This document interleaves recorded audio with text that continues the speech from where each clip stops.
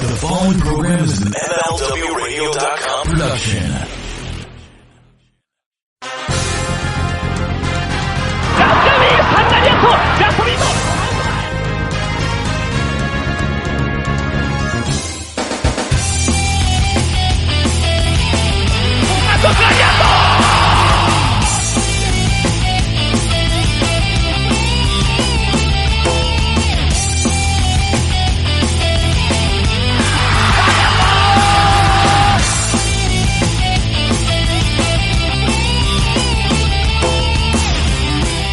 Hello and welcome to a new episode of the Eastern Lariat podcast, your show for news notes, reviews and opinions on the world of Japanese pro wrestling here on the MLW Radio Network. I am your host, STRIGGA. It's a beautiful day here in good old Germany, and my co-host Dylan is on the other side of the Atlantic Ocean in beautiful Tennessee. Dylan, how are things in Tennessee? Mizugamai Namigao Doru.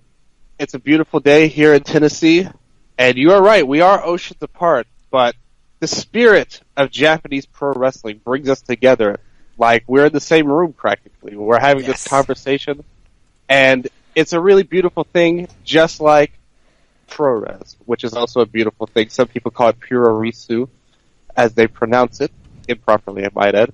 But I'm so ready to talk about the G1 Climax. We just had a couple of hours ago a absolutely brilliant final with so much to talk about overall in the tournament, and we've been covering this tournament all the way through since day one. Yep. And I just want to say how happy I am that we're here on this day to cover it right after the finals. I think we're going to be one of the first ones, if not the first ones, to come out. So I'm really happy about that, and I'm ready to get into the show, sir. Oh yeah, I'm so happy that we did this all the way through. It was an amazing time. 28 days later, we are here. The G1 Climax has come to an end. 19 shows from Hokkaido in the north and Fukuoka in the south, and 91 G1 tournament matches later. The 27th G1 Climax has come to an end in Tokyo. 3 days in Sumo Hall.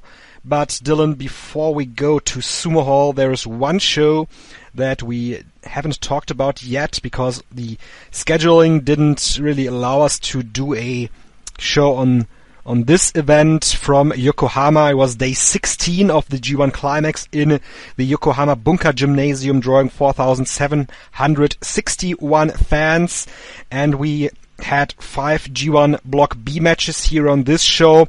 The show was headlined by Katsushika Okada versus Minoru Suzuki in Minoru Suzuki's hometown, but it started out with Tama Tonga defeating Satoshi Kojima in a little under 11 minutes, and I thought this really was a very good match between Tonga and Kojima, and maybe even Tama Tonga's, I wouldn't say, I think he had a better match on the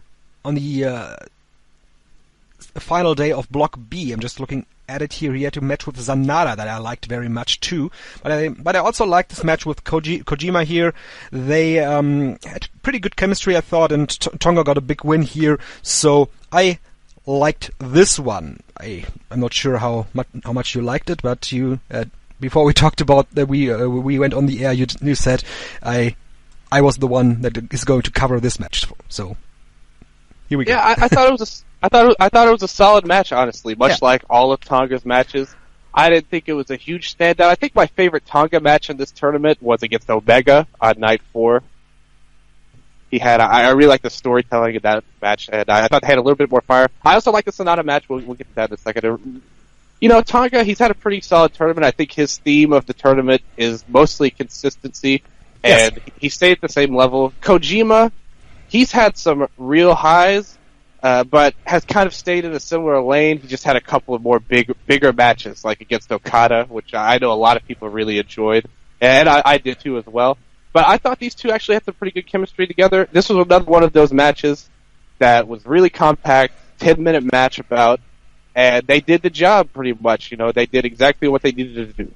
Right, this was pretty much the blueprint for all those tournament opening matches exactly. on these cards, the mid-card matches here that just are there to be a good match in a little under 11 minutes here. So it's very solid performances, and overall, as you mentioned, Tama Tonga had a solid performance here in this G1 tournament.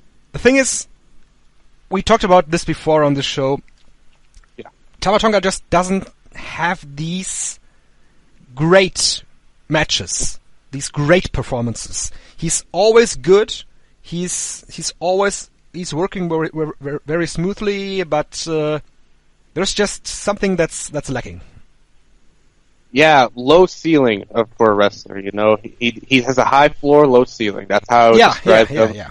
You know, and that's really what we saw. Is we've seen it come to pass in this tournament. His best match was, his match with the Omega or this match. You know, it would not break any sort of top, any sort of top list. I don't think by any means. But you know, he has a consistency to him, and he's not bad. But like you said, I think when you look at the tournament, and I was talking to somebody about this on Twitter after the last show, after I stated he probably wouldn't be in next year. Exactly. Yeah. Especially with some developments that we'll talk about in a second, or a little bit. I really think his time in the G1 may have come to a close after this year, and I don't think that's necessarily bad because his tag team is pretty good. They've really improved him and his brother, and I think that's a good spot for him. Maybe not necessarily G1. Right. His spot in the tag team is absolutely great here with his brother, as you mentioned. We went on here. Juice Robinson defeated Toru Yano in 4:25. Nothing to say about that. Juice got up to 6 points. That was, I think, I don't know if I expected him to be at 6 points at this point in the tournament. So Juice, not only did he have some great matches, he also had some success in this G1 tournament, and I think he had 8 points in the end. That was pretty much, I think, more than you could expect in his first run here. Very similar to Yoshihashi's run last year, where he got some big unexpected wins. They basically redid the push to more awesome success for Juice in this tournament as well. I really like what Juice brought to the table. He was a top 10 performer for me in this tournament, a standout of Block B for sure, probably one of the top 3 guys or so in Block B for me personally. And his story might be one of the best ones out of any singular performer because he just did a great job, and you could not ask for more from Juice in this tournament. Right. Exactly. Next up, we had Michael Elgin going over Evil with the Elgin Bomb in 11 minutes. Evil just coming off of his big win against Kazuchika Okada here, went against Michael Elgin and lost. To me, this didn't come really as a surprise, because it's just the pattern of what New Japan does in these tournament situations. They present a lot of people being on a similar level. Evil is on a similar level like Elgin against Okada. He had this great performance. He came out as the winner of that match against Michael Elgin. Then Elgin brought everything to the table that he has, and with that he was able to defeat Evil. And this loss against Michael Elgin doesn't take anything away from Evil, as we've seen here on this G1 final show that we are going to talk about in a little bit. I worry what it signals, because to me, you say this about a similar level. To me, Elgin's not on a very high level, as he's been booked for the past year, and signified by his next match in the tournament, and who he lost to. I didn't like this at all. I thought it was really kind of unnecessary for multiple reasons. Not only that's true. Yeah. Not only did it, to me, there was no reason to stop Evil's momentum right now. I think it would have been better if Evil had kept his momentum going, but it also, the final show, and I know it's a really big talked about point going into the final show, was how they basically cut everyone out except for the top 2 guys in each block. I think Evil really could have been involved in the last day, and it wouldn't have hurt anything or changed anything. He didn't have to win the block. He could have just added a little bit of an excitement. In Block A, I didn't mind because I thought it was so obvious that Naito would win, but after Evil beat Okada for the first time, the huge win, the great moment of the tournament at that point, I think he would have been a believable third man on the last day. So I honestly think this was a big mistake. I don't really see I don't really see Elgin on that level based on how they booked him. Not in terms of work rate. I think he's a very awesome wrestler, but this guy he's suffered a lot of losses headed into the G1, even to someone like Cody, and he doesn't strike me as someone they have any real plans for. And that's no offense to him, but it's just, to me, it seems like they did. And this tournament kind of, I feel like even Juice is on a higher level than him right now. And I would have liked Evil to win this, basically. Well, yeah, Juice beat Elgin on the last day of Yeah, Block B matches, yes. The point I was going to make was more about Evil, because it's very, very clear that they elevated Evil throughout this tournament on a completely new level that Evil has never reached before. So this one loss doesn't take away anything from him, and he's going to face Okada for the championship. Obviously not going to win that match, but still, that, even in defeat, will elevate Evil even more, just headlining this show probably, that is going to happen in the fall.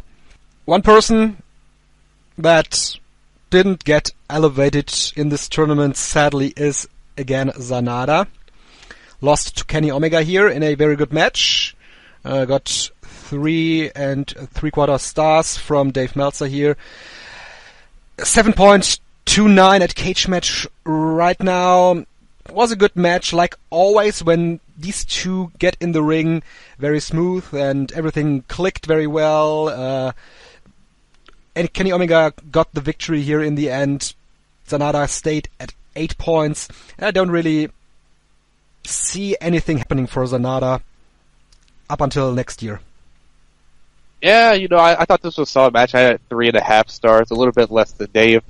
But I kind of, it's weird because when I look at Sanada, I always think that he's missing something. He's really dry, and like all the criticisms we've talked about if you've listened to this podcast on this ongoing series of G1 shows. But when I look at his matches, he always has a little bit more than I think, because I don't know why that is. Maybe it's just me, but I also think a lot of people's expectations were a bit too high for him. And I totally agree with you that he's not a main event player right now. And I think he's still got a ways to go. And we'll see if he gets there, because this main event scene is really crowded in New Japan. You've got all sorts of guys that could, if they really wanted to, if they wanted to build up Elgin, we know he could bring it. We know he could deliver if they wanted to. And there's so many guys like that. So you've got to really step your game up. And I think Sanada, he had a good tournament overall, but I would have liked to have seen a little bit more from him. Yeah. And that's about how I feel about him. The thing is, unlike last year when he beat Tanahashi, he didn't get this signature victory in this tournament. He lost to Okada, lost to Omega, lost to Suzuki. Yep. He beat Evil. That's one thing that he got. But nothing really that really stood out here. His work, I think, was very good, but nothing that stood out and really elevated him. I think in terms of positioning on this roster, he left in the exact same place he started. Yeah. Unlike Evil, who clearly they had a plan to make a big deal with that huge win over Okada. Right, they had a clear plan for that. And it's a lot of times it's just waiting in New Japan Pro Wrestling. We've seen that can turn out great, and we've seen it with Shibata too. They finally pulled the trigger on him, but well, we know how that ended, and it will be interesting to see if Sanada is there to play the waiting game. I don't know. I think he's not ready right now. I think he needs to improve a little, more than anything else. I think they booked him about as well as you could have. I don't have any problems with how they booked him, but because I've always felt that way about him, that he's always a step below that level where he needs to be, in my opinion. But he's still a solid member of the roster. I enjoy his work for what it is, but I just think he's got a little bit of ways to go. And if he wants to step up into that main event picture, he's got a lot of competition for it right now, and we'll see how it goes. I liked a few of his matches in the tournament, but he is another one that didn't have any big standout matches. I think my favorite match of his was that Evil match, actually, the very first night. That might have been my favorite. Potentially the Okada match too, pretty good, but nothing great. The Okada match was pretty good too. Yeah. Yeah. Yeah. Well, we'll have to wait and see how that turns out for Sanada. In the main event here, we then got Okada and Minoru Suzuki in their rematch from February. And this match, man, 30 minutes, and when this match was over, I finally had this feeling of a great Minoru Suzuki main event match again. There have been matches in Noah in recent years where Minoru Suzuki has been awesome. For example, his match against Takashi Sugiura before Sugiura turned to Suzuki-gun, or his matches against Naomichi Marufuji, or his match against Katsuhiko Nakajima. Those were 3 great matches. Except for that, we've talked about this here on this show as well, Minoru Suzuki's run in Noah and his return to New Japan has been pretty dry. I was one of the people that liked Okada versus Suzuki in February very much. Others didn't like it. And for those who didn't like it, luckily this match was completely different. Dylan, how did you like this match? I thought this match was significantly better than the February match in a lot of ways. Not only was it significantly better, I had this rated as my number 1 match going into the finals of the tournament. And after much of Suzuki, so much of Suzuki I've had to deal with in this tournament. So many times I've wanted to throw a brick through my TV watching him. And now we get this epic match, this amazing match that was hard hitting. There was a lot. They got, the Suzuki-gun guys out of the way early. I thought that was really smart to do. It almost felt like poetic justice too, because the Young Lions were so involved and integral to that. Exactly. But yes. I thought, and I thought both of these guys really built this match and had a great finishing run where it made you, I didn't see the draw coming, although it honestly made sense by the end of it. But I think they worked it in a way where it felt like things could end any time by the last 5 to 10 minutes or so. And I just thought this was a tremendous performance by both men, not just Okada. I actually really liked Suzuki in the February match. It was Okada I had more problems with. But in this match, I loved this match so much. Yeah. And I know you may have loved the February match, but how do you think this matches up with that, seeing as how you like the February match more? Oh, I still think this one here in the G1 Climax was much better than the February match, even though I liked it very much too. And when Suzuki and Okada were in this amazing slap battle in the middle of the ring and the crowd got all fired up for that one, this was really reminiscent of what the spirit of strong style is laid out to be, all these great slap battles, the submissions that were in this match, and the final great blow off between those two was really, really great. And finally again here we saw the Saka Otoshi by Minoru Suzuki. Yeah. I love that move where he transitions into the sleeper hold on the ground. This is just, it's always an amazing visual when he takes the guy over his back to the ground. It's just incredible. And in the end, both men were just down, lying in the middle of the ring, and were totally devastated after those 30 minutes. And that added to the story of Katsuhiko Okada being, we talked about him being the Superman of this tournament, being basically Super Okada.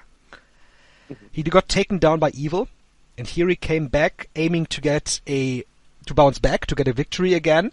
He wasn't able to do so, and in the process he got injured more and more, which led up then to the Omega match on the Saturday. So everything in this match was laid out very smartly, and what it did as well was taking Minoru Suzuki out of the title picture, because he lost to Okada in February, but with a victory here, he could have said, okay, I've beat you now, so I'm coming for the title. Now, with a draw, he doesn't necessarily have this card in his arsenal because he lost and got a draw, so there is no reason for him to be in the title picture. So everything around this was done very, very well. Yeah, I really liked it. It was definitely the best Suzuki match of the tournament by far, in my opinion. And I really liked a couple of different moments in this match. I loved when there was a part where, these guys were slapping each other and all this. They both went down, and it was right after, I think he hit the tombstone as well. And they both went down, and Suzuki just gave this look to the camera that was just brilliant, I thought. And that's something he's always known for doing well, is his facial expressions. Even at his worst in wrestling, he always gives you some great facial expressions, and he did it here again. And I loved him going for the pile driver, the originator pile driver. He did a little bit of a different version of the Gotch-style pile driver. It was like a true Gotch-style pile driver almost. And I thought that was kind of a cool little touch. I don't know if you saw that. Yeah. But Okada also hit the a Gotch-style tombstone, too. He brought that back. Which got a big reaction from the crowd here. Yeah, that was a big moment, too. And I'll have more to say about specifically Okada. I have some big comments on Okada later on, but we'll get to that in a little bit. Okay, so this was a great match. Yeah, great match. The final show before the stretch of 3 shows in Tokyo. On the Friday, we had Sumo Hall for the first time, 7,495 fans. And the first match of the G1 matches on that Friday was the final match of Yuji Nagata's G1 Climax career. And this one was so poetic because he went against his former student. When you enter the New Japan dojo, you get a mentor. You're being assigned of a mentor, and Yuji Nagata was the mentor for Bad Luck Fale. And for a long time, Yuji Nagata had Bad Luck Fale in his group, in his Seigigun group, before Bad Luck Fale went away and later came back as the underboss for the Bullet Club for Prince Devitt back then. And here, Bad Luck Fale went against Yuji Nagata in what I thought was a very good match. We have it rated at 7.64 right now at Cage Match. Great match here between those two, and in the end, it was the absolute right call and the good story here that the student is finally able to defeat the master here with Yuji Nagata. Yuji Nagata took the fall for his former student, and in the end, later, after the match ended, we got a great feel-good moment when Fale bowed down to his former mentor, and just everything about this. I really like this. Yeah, I love the visual of Nagata coming out with the shirt that's tattered all to pieces, especially by the finals. It almost told a story in and of itself, his entrances. We talked about Juice earlier in the tournament, and we saw it here. And I remember you mentioning on the last show you thought Ishii and Nagata, or Ishii and Fale rather, was the best Fale match. I thought this was the best Fale match. This with Nagata here we had here. Obviously the crowd really brought it up. They still buy into Nagata. They still want him to win. And it was a great moment after the match with the too sweet and the bowing, the salute.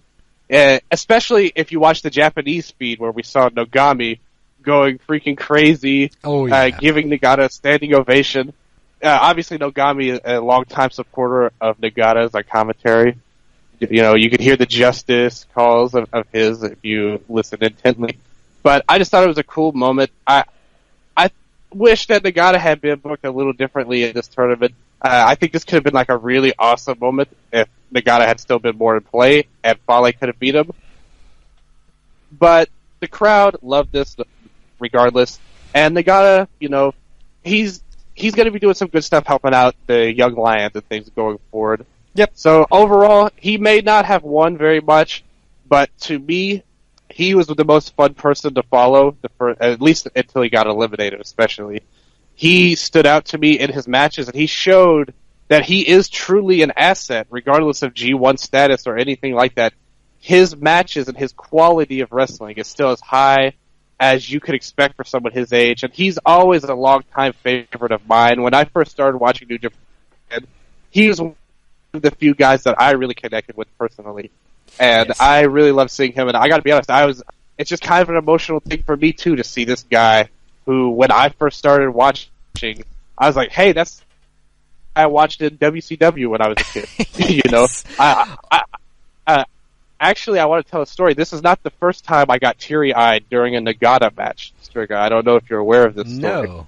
But the only time I've cried during a wrestling match, I've never cried, but I did one time, and it was in 1996 when I was 4 years old, Wow. and Yuji Nagata tapped out Ultimo Dragon, my favorite wrestler at the time, on pay-per-view, and I cried that Ultimo lost in this match. Oh, God. So, yes, Nagata, he shattered my dreams as a child, but he was reborn as an amazing wrestler who I think is a Hall of Fame caliber, a true legend of New Japan, someone specifically who means something to this company more than almost any other legend that I could think of. So, hats off to Nagata for his career and this tournament. And I loved this match too with Fale. I thought it was the best Fale match of the tournament. Yeah. It pretty much was. And, you know, our stories of following Yuji Nagata are actually pretty similar because I saw him in WCW for the first time too when I watched the old WCW Nitros back then. And when I think I tweeted it out, I started watching New Japan in 2001. I was 14 at that point in time. Now, all those years later, Yuji Nagata is still performing, and he's just always been there. You know, it's in sports.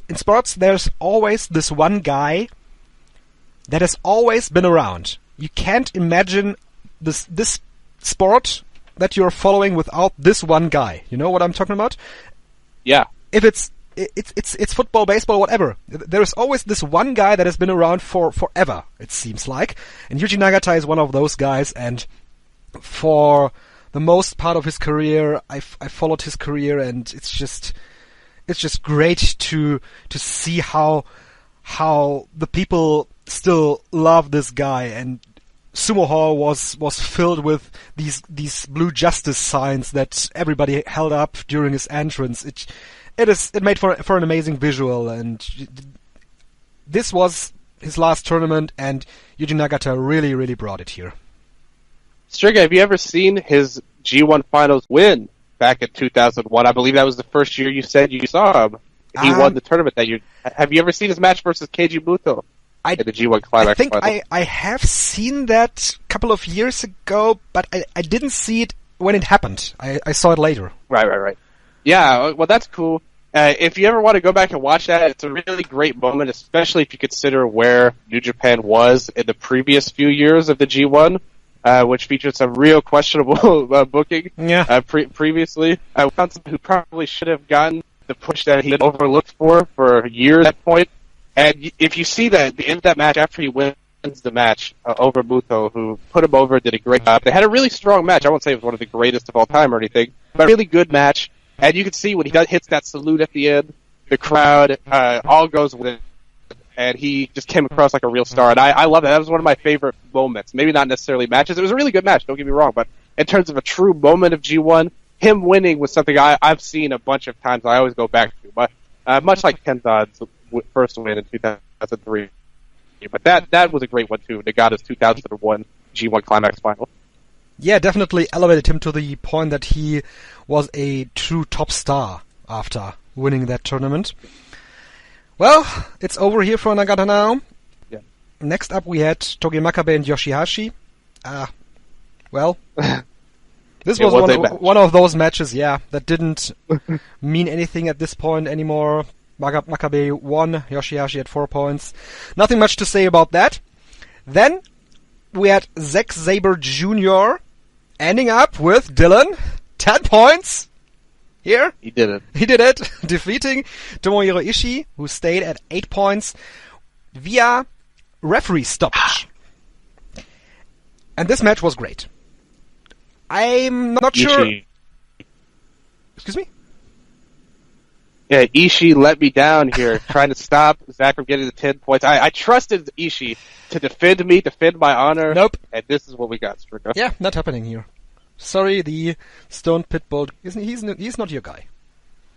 Oh, no, but what a great match this was, though. Yeah, it was an amazing match. I'm not sure if this is better than their match they did in the USA, but it certainly was on a very similar level. It started out so great with the two guys really going into a wrestling battle on the ground. And when Zack tried to get Ishii into his holds, Ishii was able to counter the ankle hold, for example, and get his own ankle hold in. And it really put over Zack very strongly that he was able to get to trap Ishii in this submission in the end and just get the referee stoppage out of Ishii, because Ishii, of course, he refuses to tap out. Yeah, I love this match. I thought it was, honestly, I had this in the top 10 for the tournament, in my opinion. I thought it was one of the best matches. I thought these two, it was perfect for what they needed to do at a point when, obviously, there was nothing on the line. All these matches are kind of meaningless, but they still were they have such a great chemistry in the weirdest of ways, almost, you know? Zack has chemistry with a lot of guys here in this tournament. Oh, yeah. Zack has had a great tournament. He was a standout performer in this tournament. Ishii, to me, is just... I've said so much about Ishii. He was by far my favorite person in this tournament in terms of pure wrestling. And Zack, his strength lied in bringing something different to everybody and matching up with everyone well, and bringing everyone to his style well. And I really loved both these guys' tournaments, and I thought this was an exceptionally strong match to close out both men's tournament. I have no problem at all with Zack getting the 10 points, and I wish Ishii would have gotten more. I wish these two could have gotten a little bit more. Nothing wrong with booking or anything there, but I just love these guys so much. It's like, you know, let Ishii win all of his matches. It doesn't matter. Like, there needs to be no logic involved with anything like that. I just want Ishii to win all of his matches from that one. Yeah, well, we talked about Zack Sabre Jr., we talked about signature victories when we talked about Sanada, and Zack really got his signature victories here in this tournament, and I thought, looking back at how they booked him here in this tournament, that really elevated him to a new level, that he's now a credible contender for one of those top championships they have in New Japan. So, the job very well done here, both by New Japan and by Zack Sabre Jr. And we went on to a match that didn't mean anything as well in the end, but I thought it was a very good match. And Hiroki Goto, this was probably the first time that I really felt a Hiroki Goto match in the tournament, because I felt that in this match he brought a lot of fire. And when they had a tag match on the Yokohama show, there was some rivalry between those two. They had a match in the New Japan Cup 2015 where Kota Ibushi defeated Hiroki Goto and then headlined Sumo Hall against AJ Styles. And now here those two had a match again, and it felt like they had a nice little rivalry here, and the match itself was beautiful. Just a lot of great motions here in this match, because Goto is always great for these kind of matches, and Ibushi obviously too. So in 11 minutes, I really enjoyed this. It was beautiful. It was brutal. It was brutiful. I really loved this match and what they brought to the table. I also want to mention that, to me, how I took it was that they had a very loose affiliation for a brief period as a part of Mayu Trio with Shibata as well. I remember one of the first episodes of this show before I came on, you referred to them when they were placed teaming with Captain New Japan as the Geek Squad. And I've always wanted to call you out on that, but personally, so I just want to bring that up right now. But, you know, these two, they worked really well together. They have a lot of great chemistry. And not only was this a really strong match, I thought it was a legitimately great match, maybe not, well, you know, one at the top of the tournament, but still really strong stuff. But it also felt like they had a lot more in the tank. If they ever wanted to go back, these two going against each other, I think they have an even better match inside of them. Obviously, this only got 11 minutes. I would love to see what these guys could do with a real, you know, twice as much time as they got and see what they can bring to the table. I think Goto, there's been a lot of rumors, him and Naito as well, but Goto as well, that he's been very injured later on in the tournament. But to me, I don't think that's a good excuse. I think everybody has injuries. No offense to Goto. His matches, before this, his last 3 to 4 matches were not great shakes, to say the least. I really enjoyed him early on in the tournament, but I think his tournament is going to take more of a black mark and be kind of underrated because the end wasn't as good. If he had flipped his first half and the second half, I think we would have liked it a lot better. But at least he ended it out well, and Ibushi was a very strong performer in this tournament, and definitely one of my top men. I think you can make the case he was arguably the top guy, depending on how you feel about Ishii. So I think it was a great match. I love both guys. Hopefully there's more yet to come with these two. Yeah, and if your physical condition after this tournament is still at the level that it was when you went into this tournament, yeah, you're not human.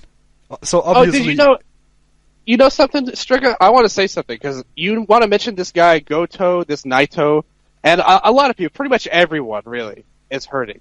Yeah. But you know, when I watch, to bring it back to Ishii, when I watch him, it's kind of like, he's not so bad. Like, is he the real Superman? Because he went through this tournament.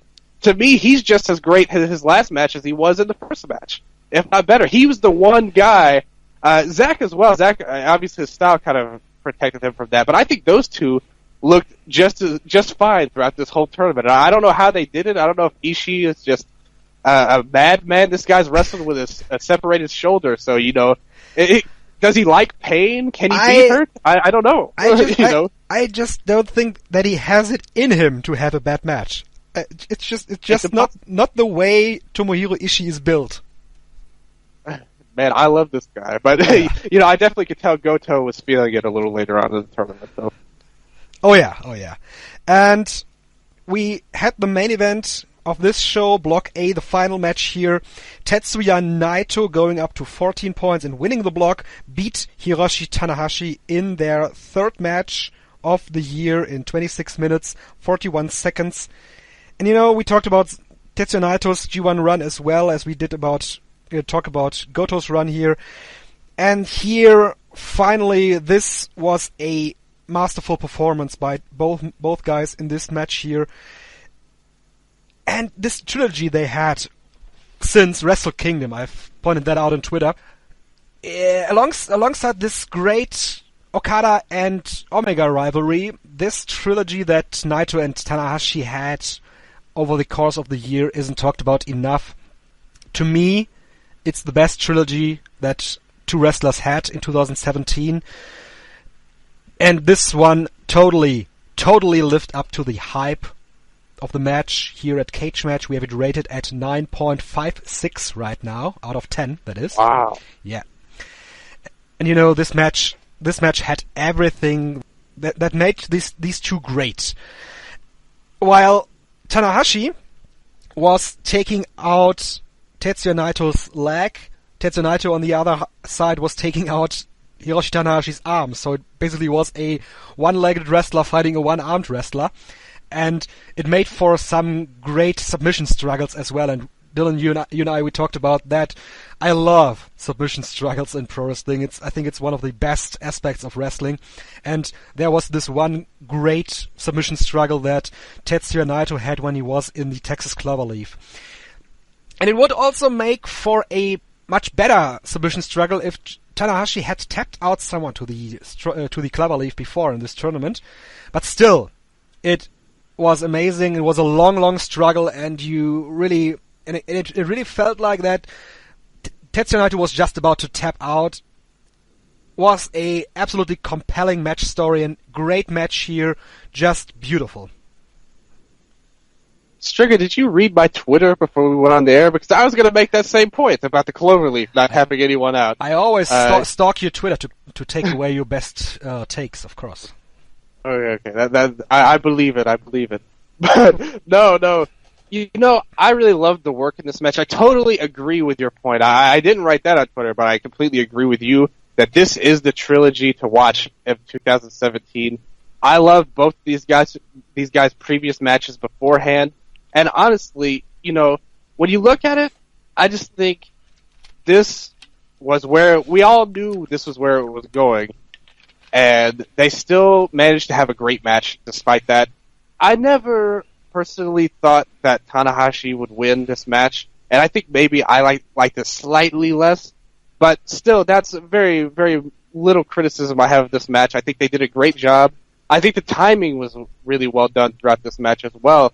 You look at how they paced this match nearly to the time limit. This went about 27 minutes, I would say, a shade under that. And 26:41. Right, 26:41. And I think they did a good thing there. I think they did a great thing to make it over 25 minutes because you still have that story of the previous year of Tanahashi getting the draw on the last day that they could pull out. I think that would have been an interesting thing. I think they did a lot of great callbacks. You mentioned the Cloverleaf, and I think Naito too. He wrestles different when he faces Tanahashi because I think he really exemplifies this kind of grudge against Tanahashi, this disdain he has for the ace of the universe. And I think he really carries that well into his matches, and I really enjoyed seeing it. I think this was a really, really strong way to close out Block 8. Oh yeah. Definitely was, taking Tetsuya Naito to the finals. And from here, we went on to the final show of Block B, day 18 of the tournament. Again, Sumo Hall, 7,591 fans this past Saturday. Started with Juice Robinson defeating Michael Elgin. In the end, after the match ended, Michael Elgin raised Juice Robinson's hand. So Juice Robinson is really on a strong path right now. I liked the match very much, and I just thought they were also able to get reactions from the crowd, which is never easy when two foreign wrestlers go into a singles match in New Japan, but they really brought it here, and they made the crowd, they had the crowd invested into the match, and so big victory for both guys, even in defeat for Michael Elgin, still a very good performance here. No problems for these two really strong performers.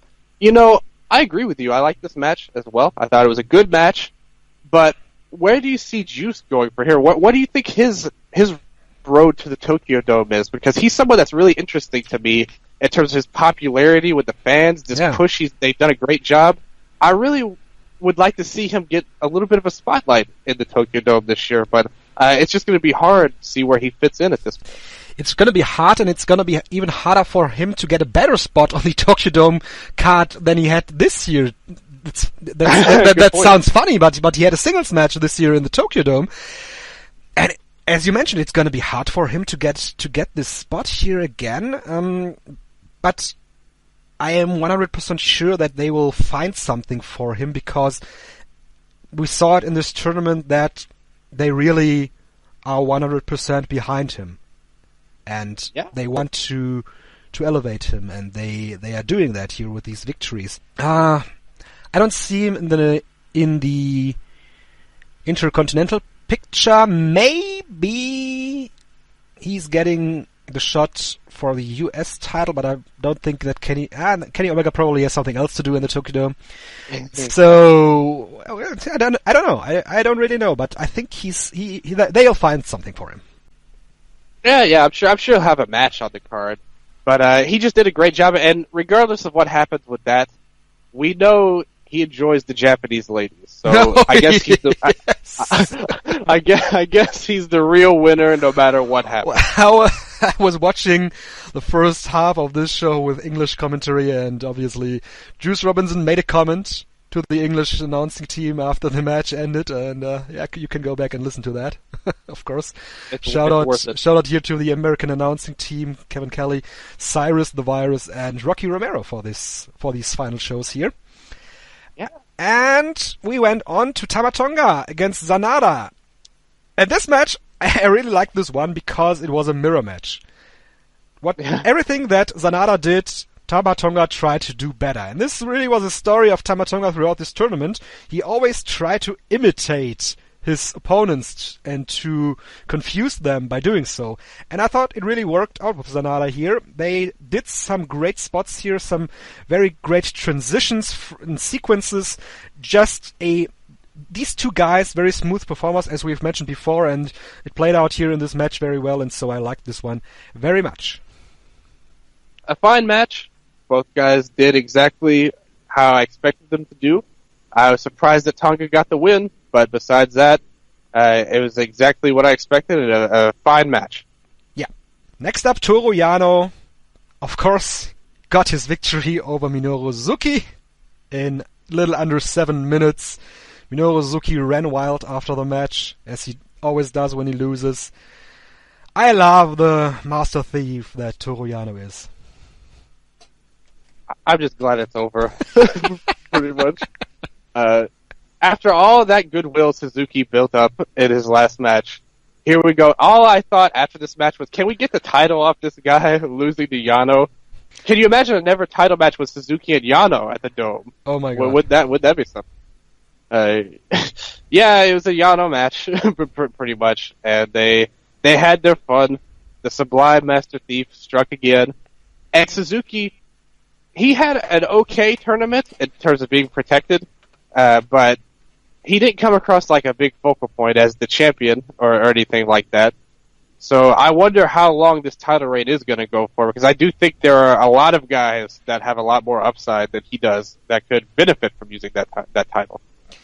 Yeah, when I looked at the Block B final standings here, it really struck me that there are 5 guys that came out with 8 points, and Minoru Suzuki is just 1 point above them. So the positioning is very interesting here. They still position Minoru Suzuki to be a little bit above those guys. Obviously, he still has the Never Belt, and the Never Belt is probably going to headline one of those destruction shows, or be one of the centerpieces of one of those destruction shows in September. So gonna be interesting to see what they do there, but him versus Toru Yano may be a little bit of a stretch here, Dylan. I don't know. I'm not really sure. I hope it's someone else. Yeah. If it was up to me, I'm just saying. Well, the Korakuen Hall, they could pull that off. Absolutely. But here it was just a nice little matchup here. And then Evil defeated Satoshi Kojima. Kojima stayed at 2 points, just like Yuji Nagata did. Evil at 12 points with a very strong run in this tournament here.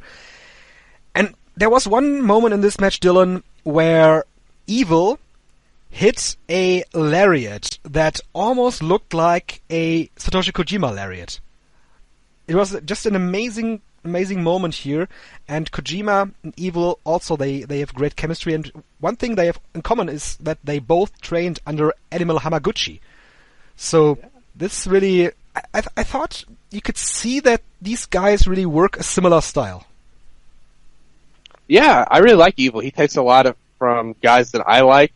He almost has a Goto-like headbutt too. He used here at the end. We've talked about this when we talked about Shibata's situation. These headbutts to the shoulder part of another wrestler, they are absolutely fine, and they still look very dangerous. While they are obviously not. Yeah, exactly. I wouldn't want to take one of those headbutts to the way they hit it. It looks really good. And it's exactly what wrestling should be. And Evil seems to have taken that lead on the headbutt stylings there. He brought it out in this match, and it led to the STO, the Evil, for the win. And like you said, I think these two actually had some really good chemistry. And I think the crowd was really invested in Kojima. And I think he's someone that means something to the crowd, too, as well. He showed in this tournament as well. And still a very over character. And Evil continues his great run. And I think he had a very strong tournament here.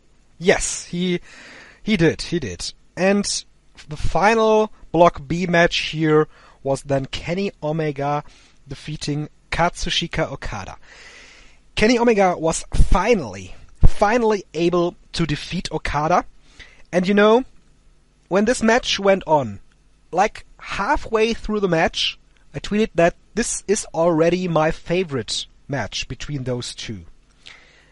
And there was a very simple reason for that, because we I've mentioned this when the tournament began, that Kenny Omega had stated in an interview on New Japan World that both guys, him and Okada, would be totally worn down at this point of the tournament. And he could see it visually on Okada's back. He had this giant tape across his neck section. And Kenny Omega, of course, exploited this very injury that started when Okada took the aforementioned Evil STO. Yeah. And so a major part of this match was Kenny Omega working over the injured part of Katsuhiko Okada's back and neck section.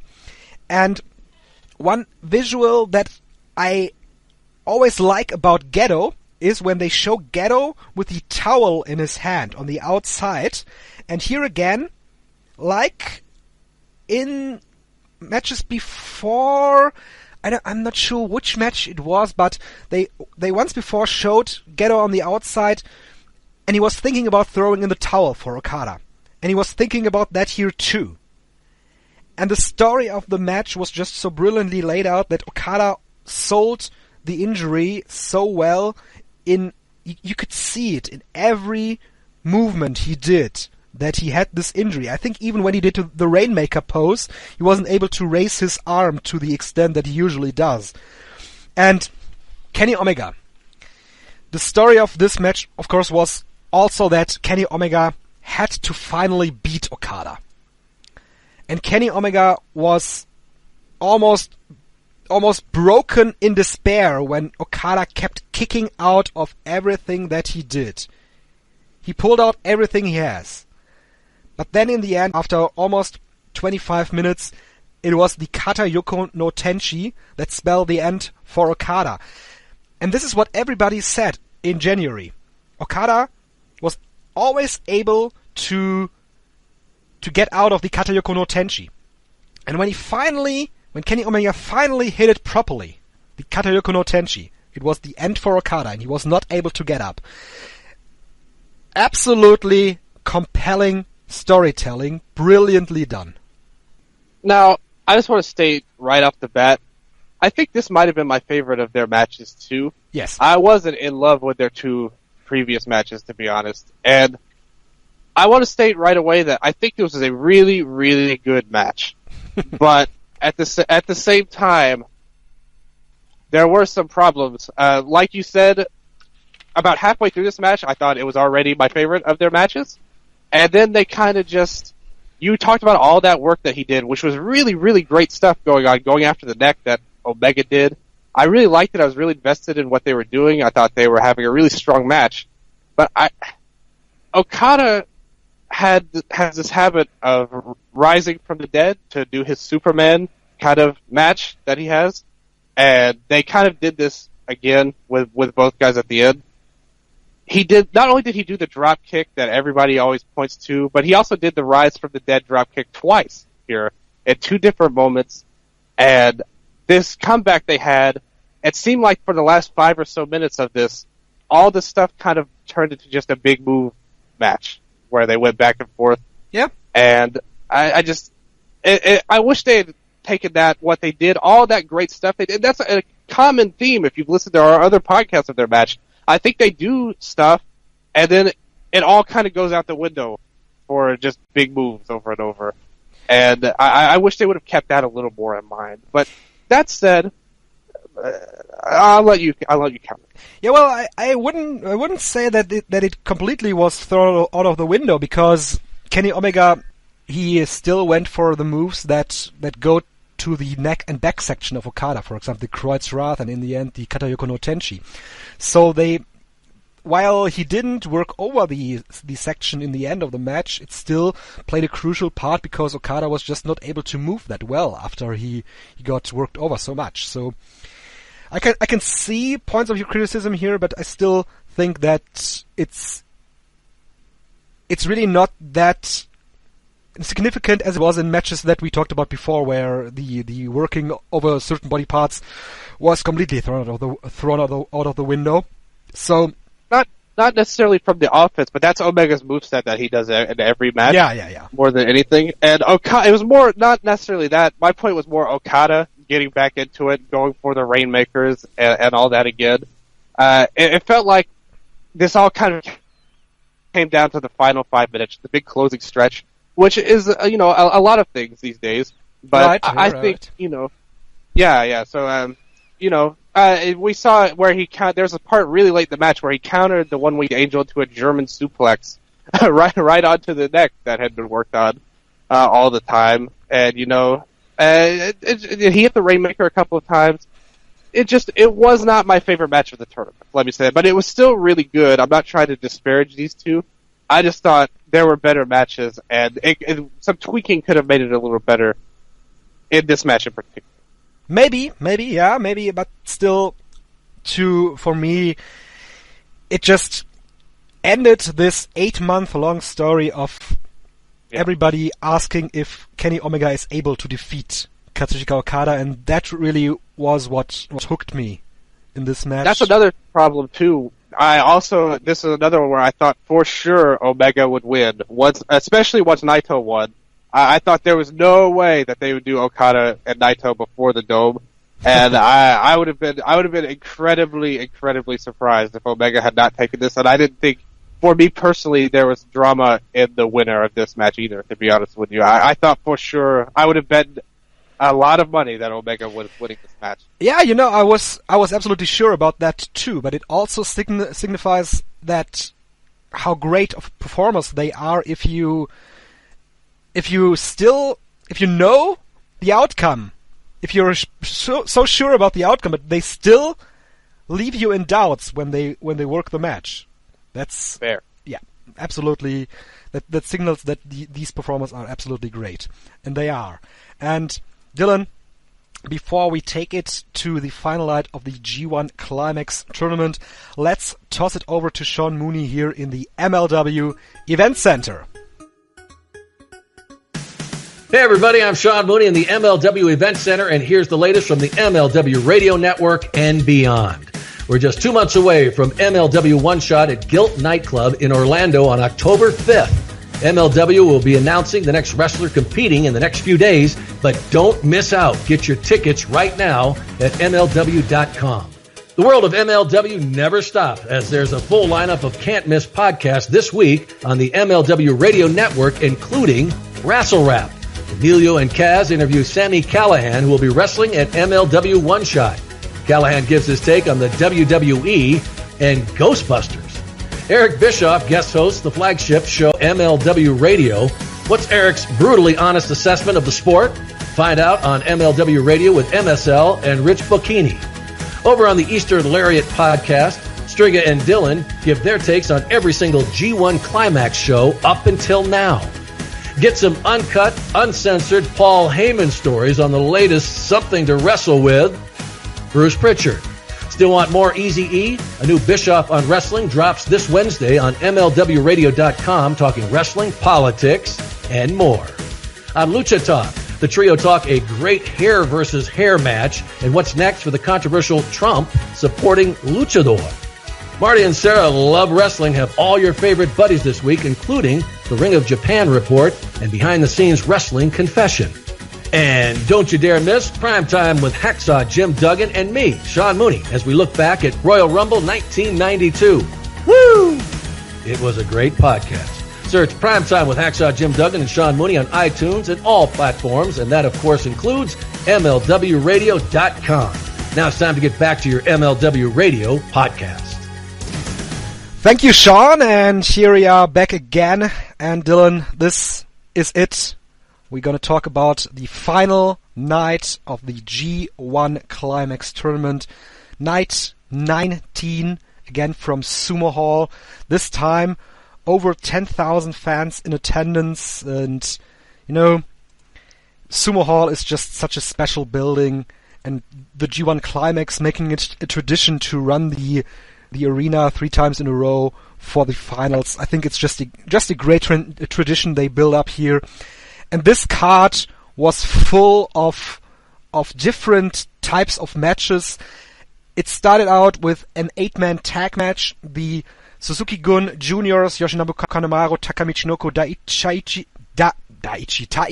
Sorry. Daichi. Not Daichi. Daichi is another one. Taichi and El Desperado defeated Kushida, Yushin Thunder Liger, Tiger Mask, and Hirai Kawato when, well, it's stated as the highball W, but it wasn't the highball W because Taichi, I don't know what he was up to.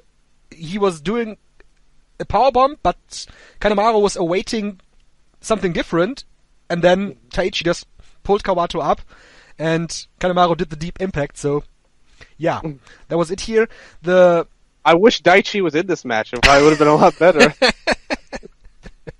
Yeah, maybe.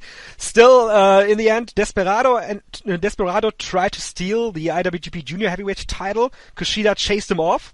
They brawled throughout the arena to set up their championship match. That's probably coming in September as well. Then we had Tamatonga and Tangaloa defeating Yuji Nagata and Manabu Nakanishi when Loa was able to pin Nakanishi here, and just like Bad Luck Fale before, the Guerrillas of Destiny here bowed down to Yuji Nagata, showing lots of respect for him, and I think this really comes off very well. While the Bullet Club are obviously here the foreigners that are in a position where they are booed a lot against the homegrown talent here, still Tamatonga and Tangaloa, they were able to do this great moment here, and the fans, I really think, appreciated it. I can't wait for Nagata's last World Tag League run later this year as well with Nakanishi. Oh yeah.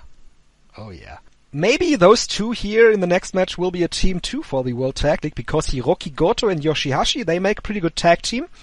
They defeated Togi Makabe and David Finlay 6 minutes 33 seconds when Yoshihashi hit the Karma on David Finlay in a pretty good finishing stretch here. Just a nice little undercard tag match. Let me tell you something about Goto and Yoshihashi. Yeah. They had the best match of the Yoshihashi-Sanada tag feud. Was the one match they teamed together. I think they have awesome chemistry. Yes! Oh yeah, I remember this. Right. Yeah, and I remember after the match when Yoshihashi got the win, Goto ran into the ring and tackled him, and it was awesome. I love that moment so much.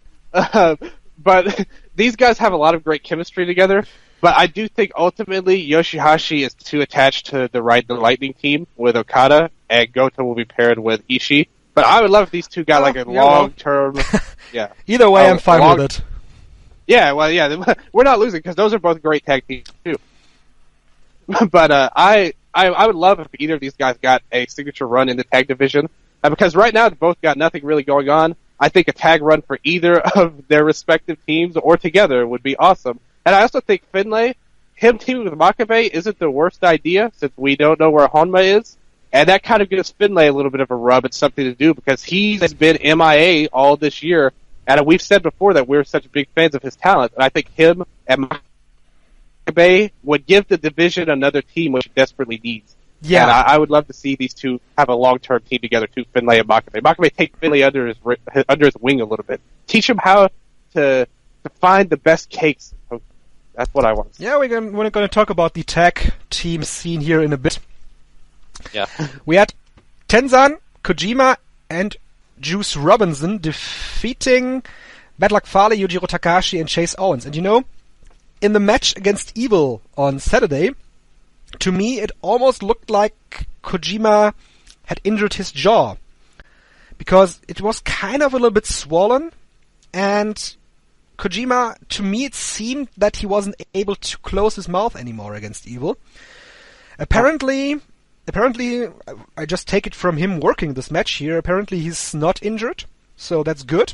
That's not only good for him, but that's also good for All Japan with their big sumo show coming up in 2 weeks.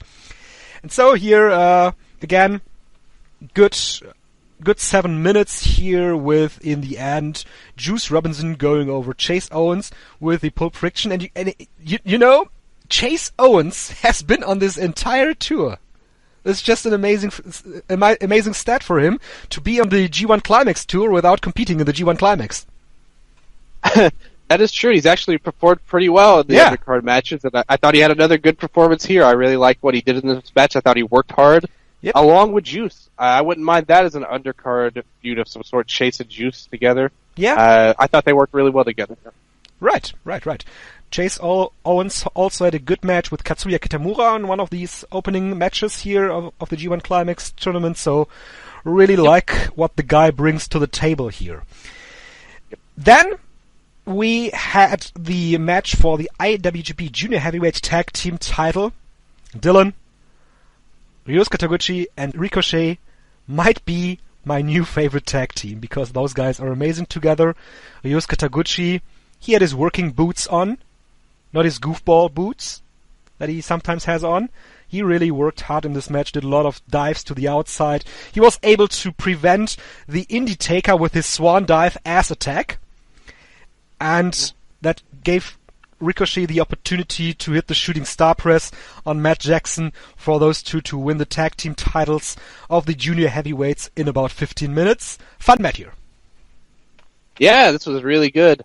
I am totally with you. You want to talk about this Yano thing? You're always talking about how you're a big fan of him.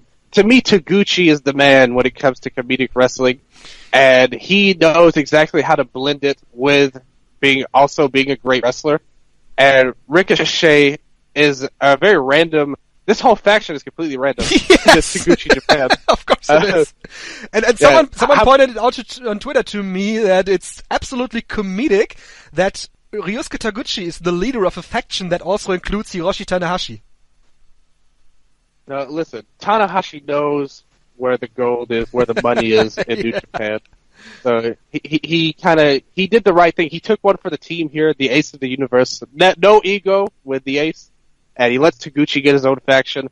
How great is? Did you see Kitamura too in the pose? His posing to me is among the highlights. Kitamura is just everything about this guy is amazing. Yeah, a perfect addition to the Taguchi Japan faction. And yeah, this rocked. I hope these guys have like a 10-month reign with the title because I love what they bring to the table as a tag team, whether it's in ring, personality wise, whatever.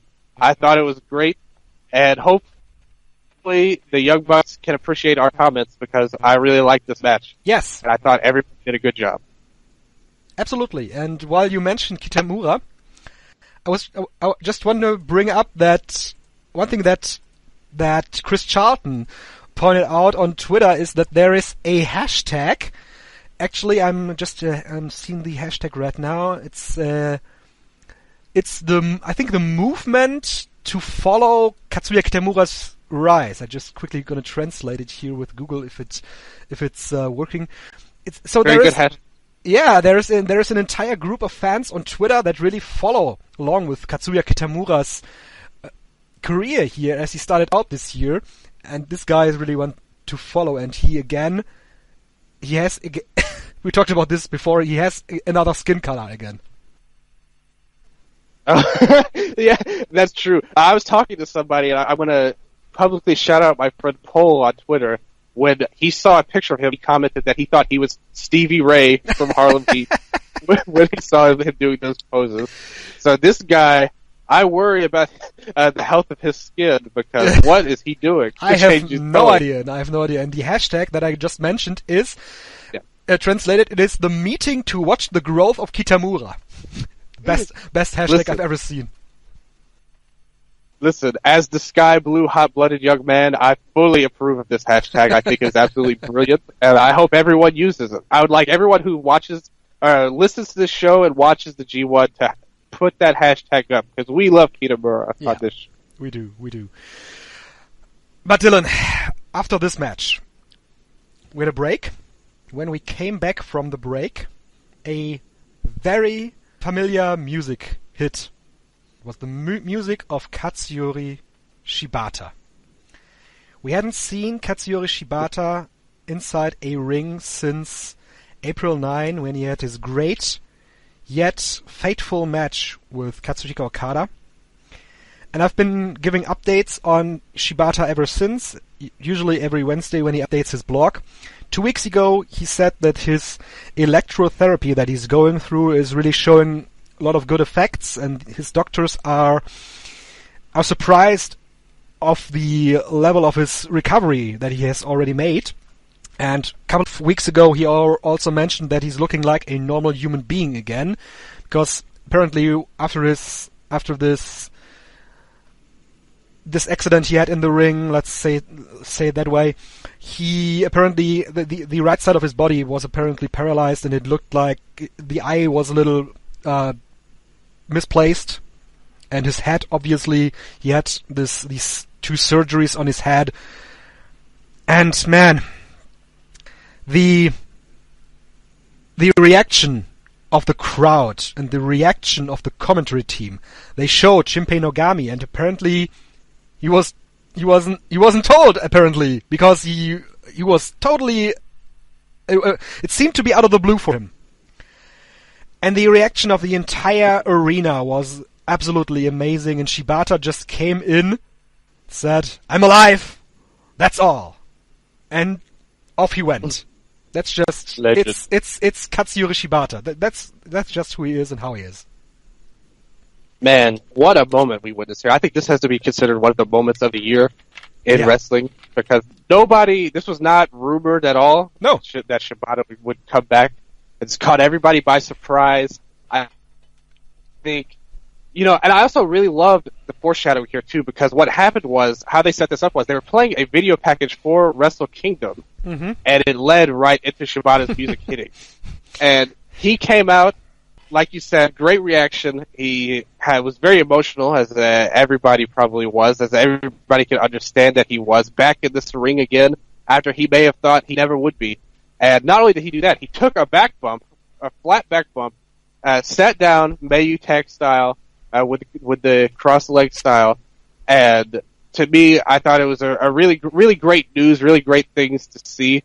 And to be honest, I don't know where they go from here, but I would be very surprised if his return to the ring is not imminent, particularly by Wrestle Kingdom. And I think that's a big change from where we thought he could be. Yeah. The worst case scenario is over, but I think we'll just have to see where it goes from here. We have to leave it up to the doctors, really. So I don't want to speculate on the health, anything like that, But I think he definitely wants to come back.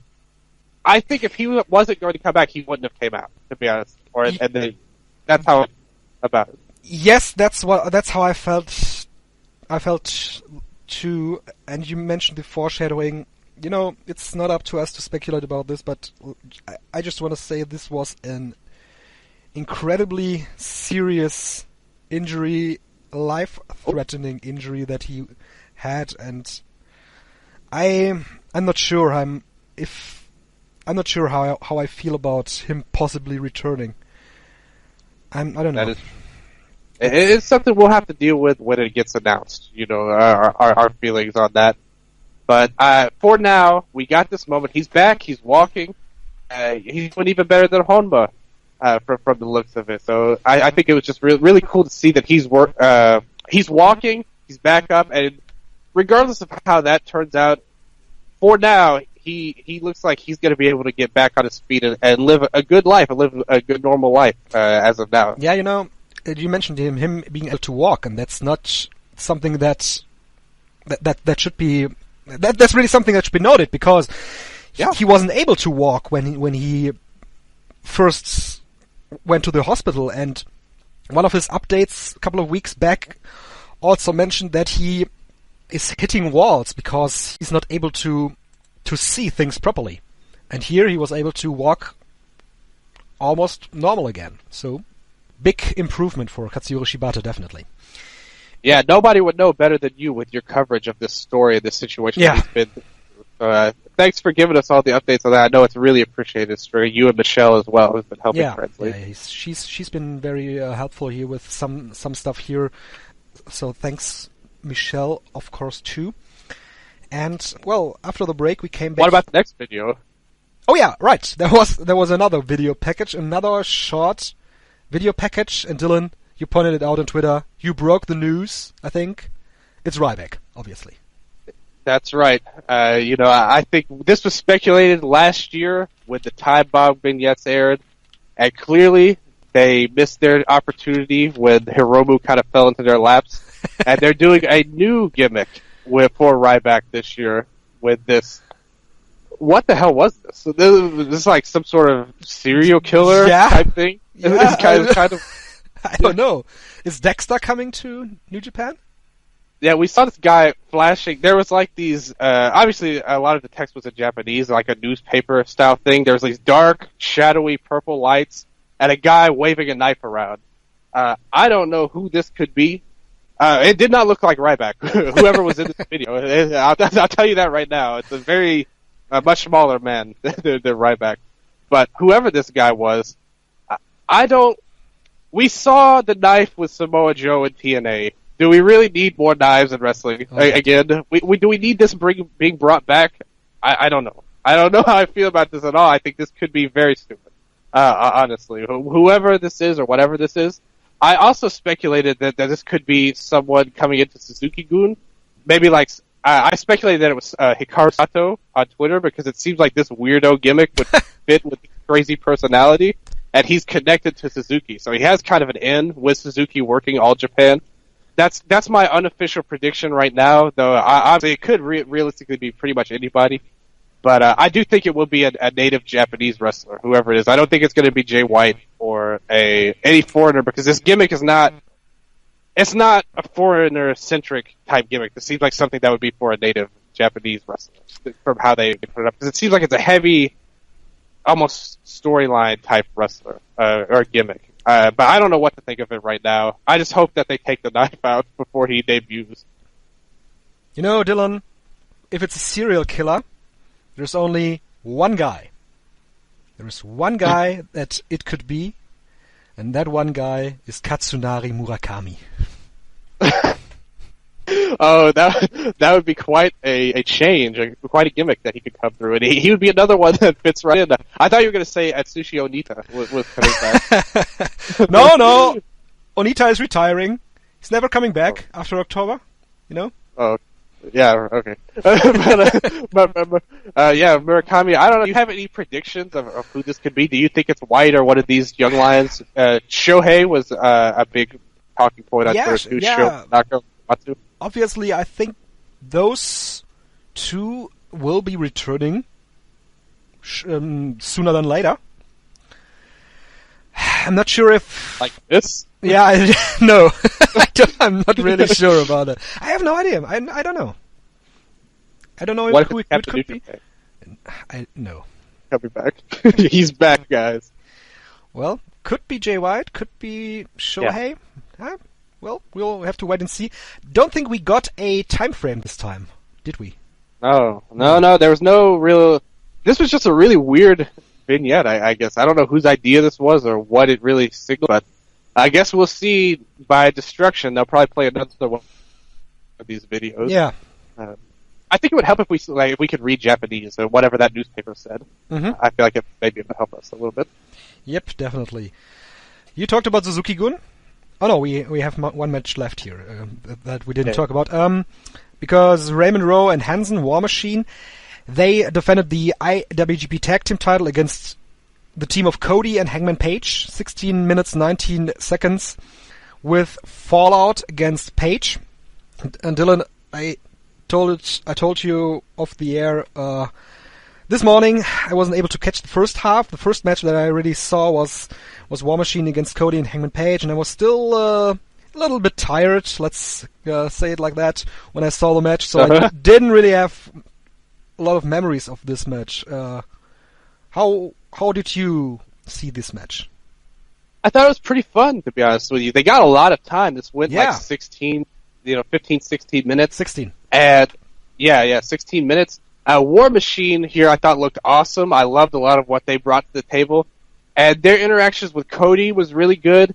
I'm not sold on Mr. Page very, very much. I didn't really enjoy him in this match outside of a moonsault spot. But I really like Cody against War Machine. I thought War Machine are a really great tag team. They've been a breath of fresh air to the division. I wish we had more teams, but I guess we can take it from there. What happened after the match? Right, after the match, the Killer Elite Squad, Davey Boy Smith Jr. and the returning Lance Archer came to the ring, and they attacked both teams here.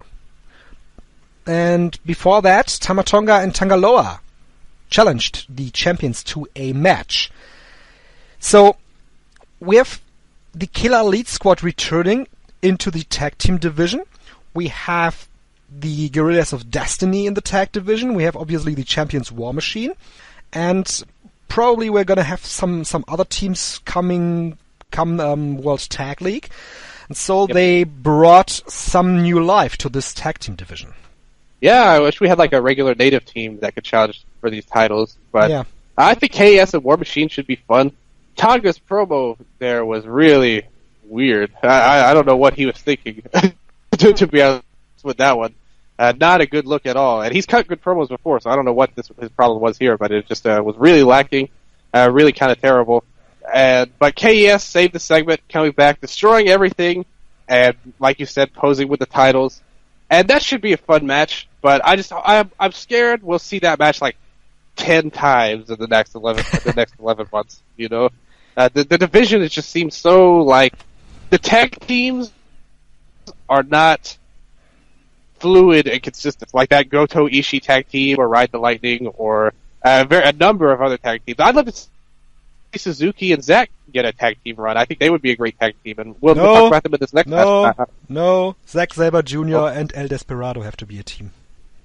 Oh yeah, that would be really good too. Though Zack's on his Desperado's on a singles run, but yeah, that would be really cool too as well. But Zack in a tag team with somebody would be very nice. Zack Sabre obviously has a new buddy with the returning Takashi Iizuka here. Oh. And you know, Dylan, I'm just going back to this match before that. The final match of the G1 Climax always plants the first seeds of the upcoming months and also plants seeds for Wrestle Kingdom to come. And with these teams here, we have in the tag team division Wrestle Kingdom in January. It also was announced, we have to mention that Wrestle Kingdom is in fact taking place on January 4, 2018.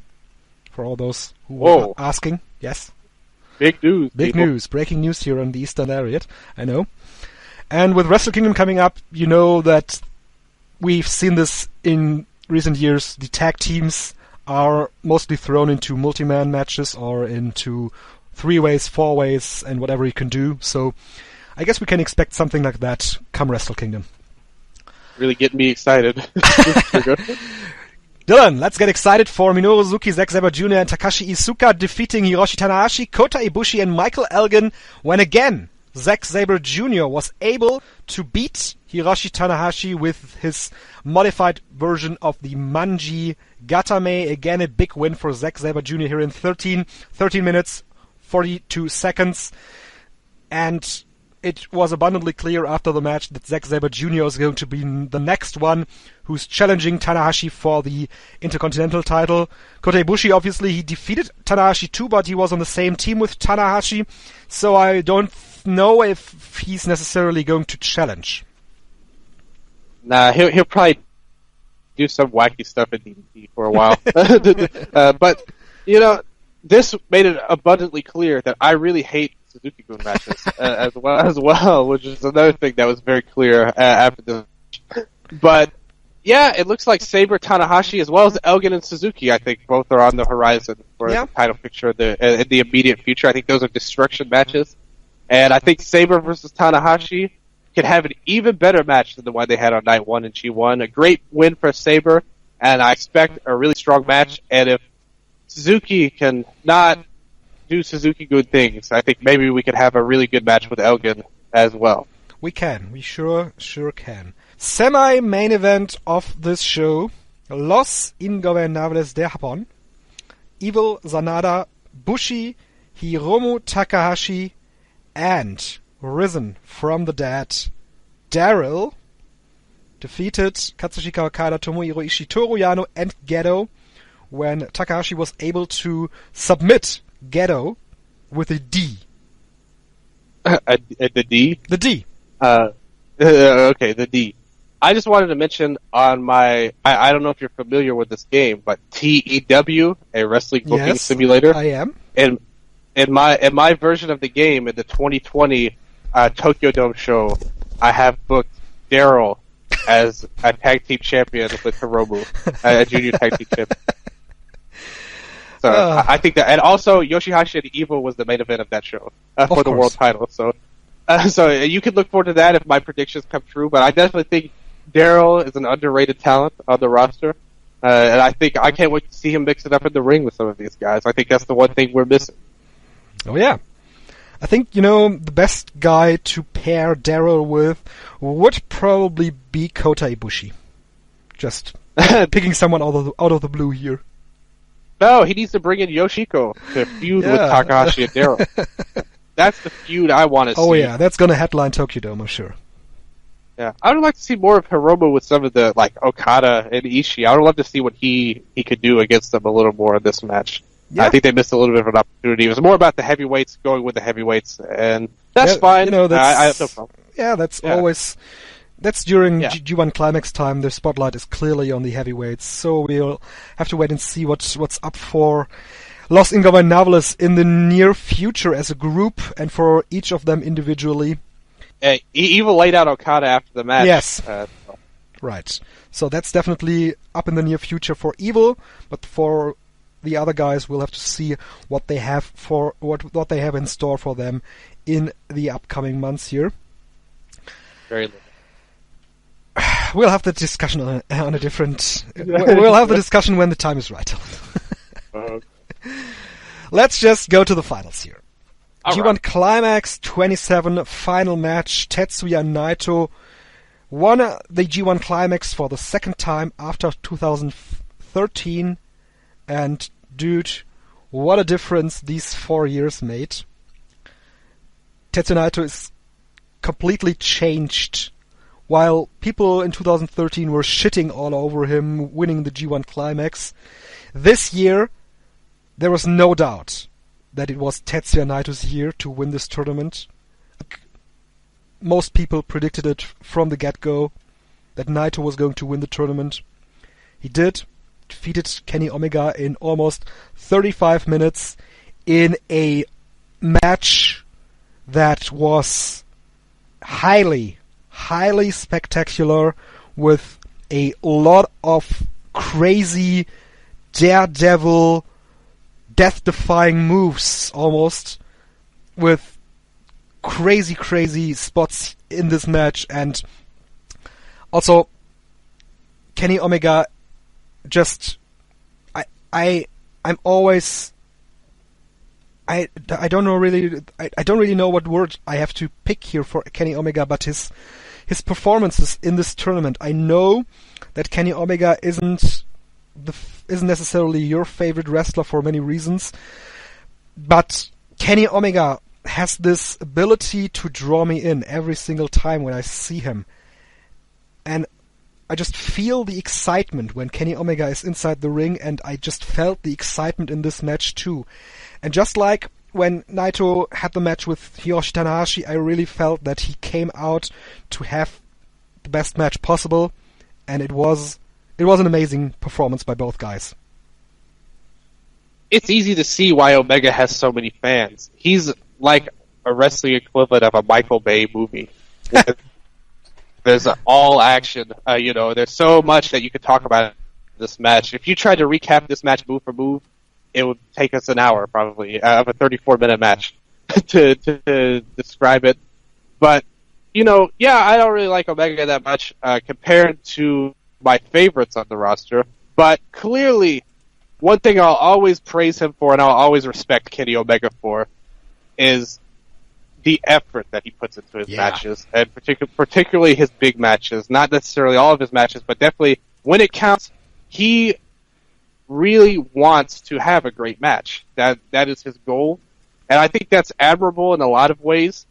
And this was a great match. In fact, it was probably one of the best of the tournament. I think after it happened, I thought this was the best match of the tournament.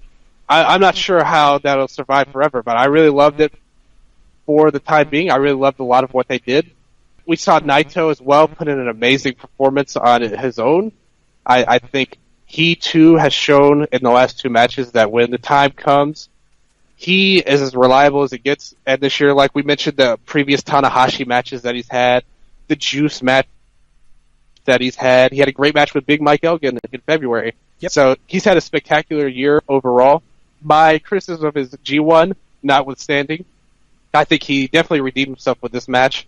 I will say there was one part that he did not redeem himself on, was when he totally and horrendously botched a pile driver attempt on the announce table. Oh my god! Oh, that was so bad. Oh yeah, that could have really hurt for him because he landed right on his ass. And you don't want to land on your ass on the concrete floor. That's not fun. And you also don't want the guy you're working with to land on his head. Yeah, the replay showed that the leg kind of protected him, but that easily could have turned out a lot worse than it did. Thankfully, Omega seemed to be okay. I'm sure he was hurting, but he seemed to avoid anything too crazy from that. But it was really dangerous, a really bad screw-up on Naito's part, and I think that goes to show that his shoulder, which has been talked about repeatedly, was definitely hurting, and I think they probably could have cut that spot out. But that was wild. I loved Omega, too. There was a point in this match where Naito hit the Stardust Press, which everybody was kind of rooting for, kind of seeing coming, and when he hit it, it came across really well. Yeah. It was really well timed. And one of my favorite parts of the match was when Omega hit the J Driller variation that he had. Yes.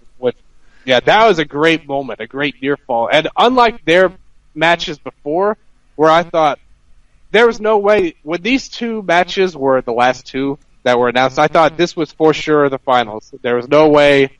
I never once bought into anything in the other two matches, but in this match, I really thought with the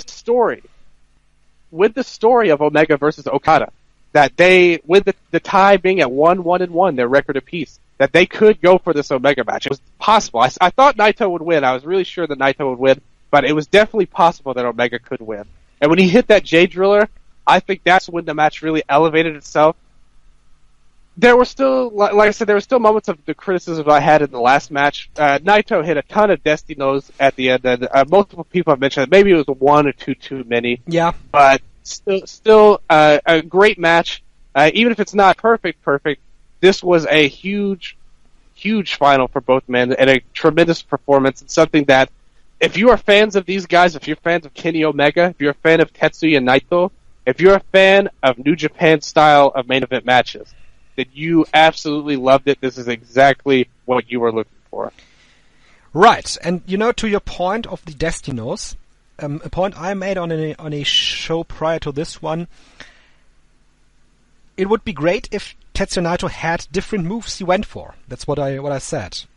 And here in this match he had different moves, and that's what I genuinely like about Japanese pro wrestling, when they just go back to moves they have used in the past and that have brought them success in the past.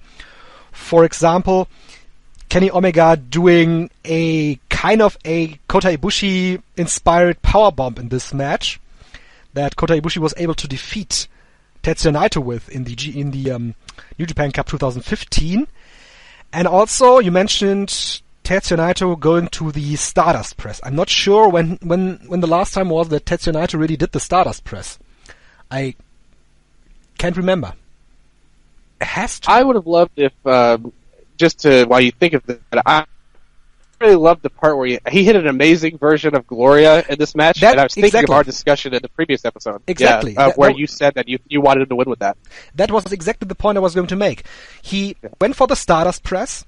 I think he hasn't hit it since he returned in 2015, but I'm not sure. Not sure. Maybe he hit it against Omega last year. I don't know.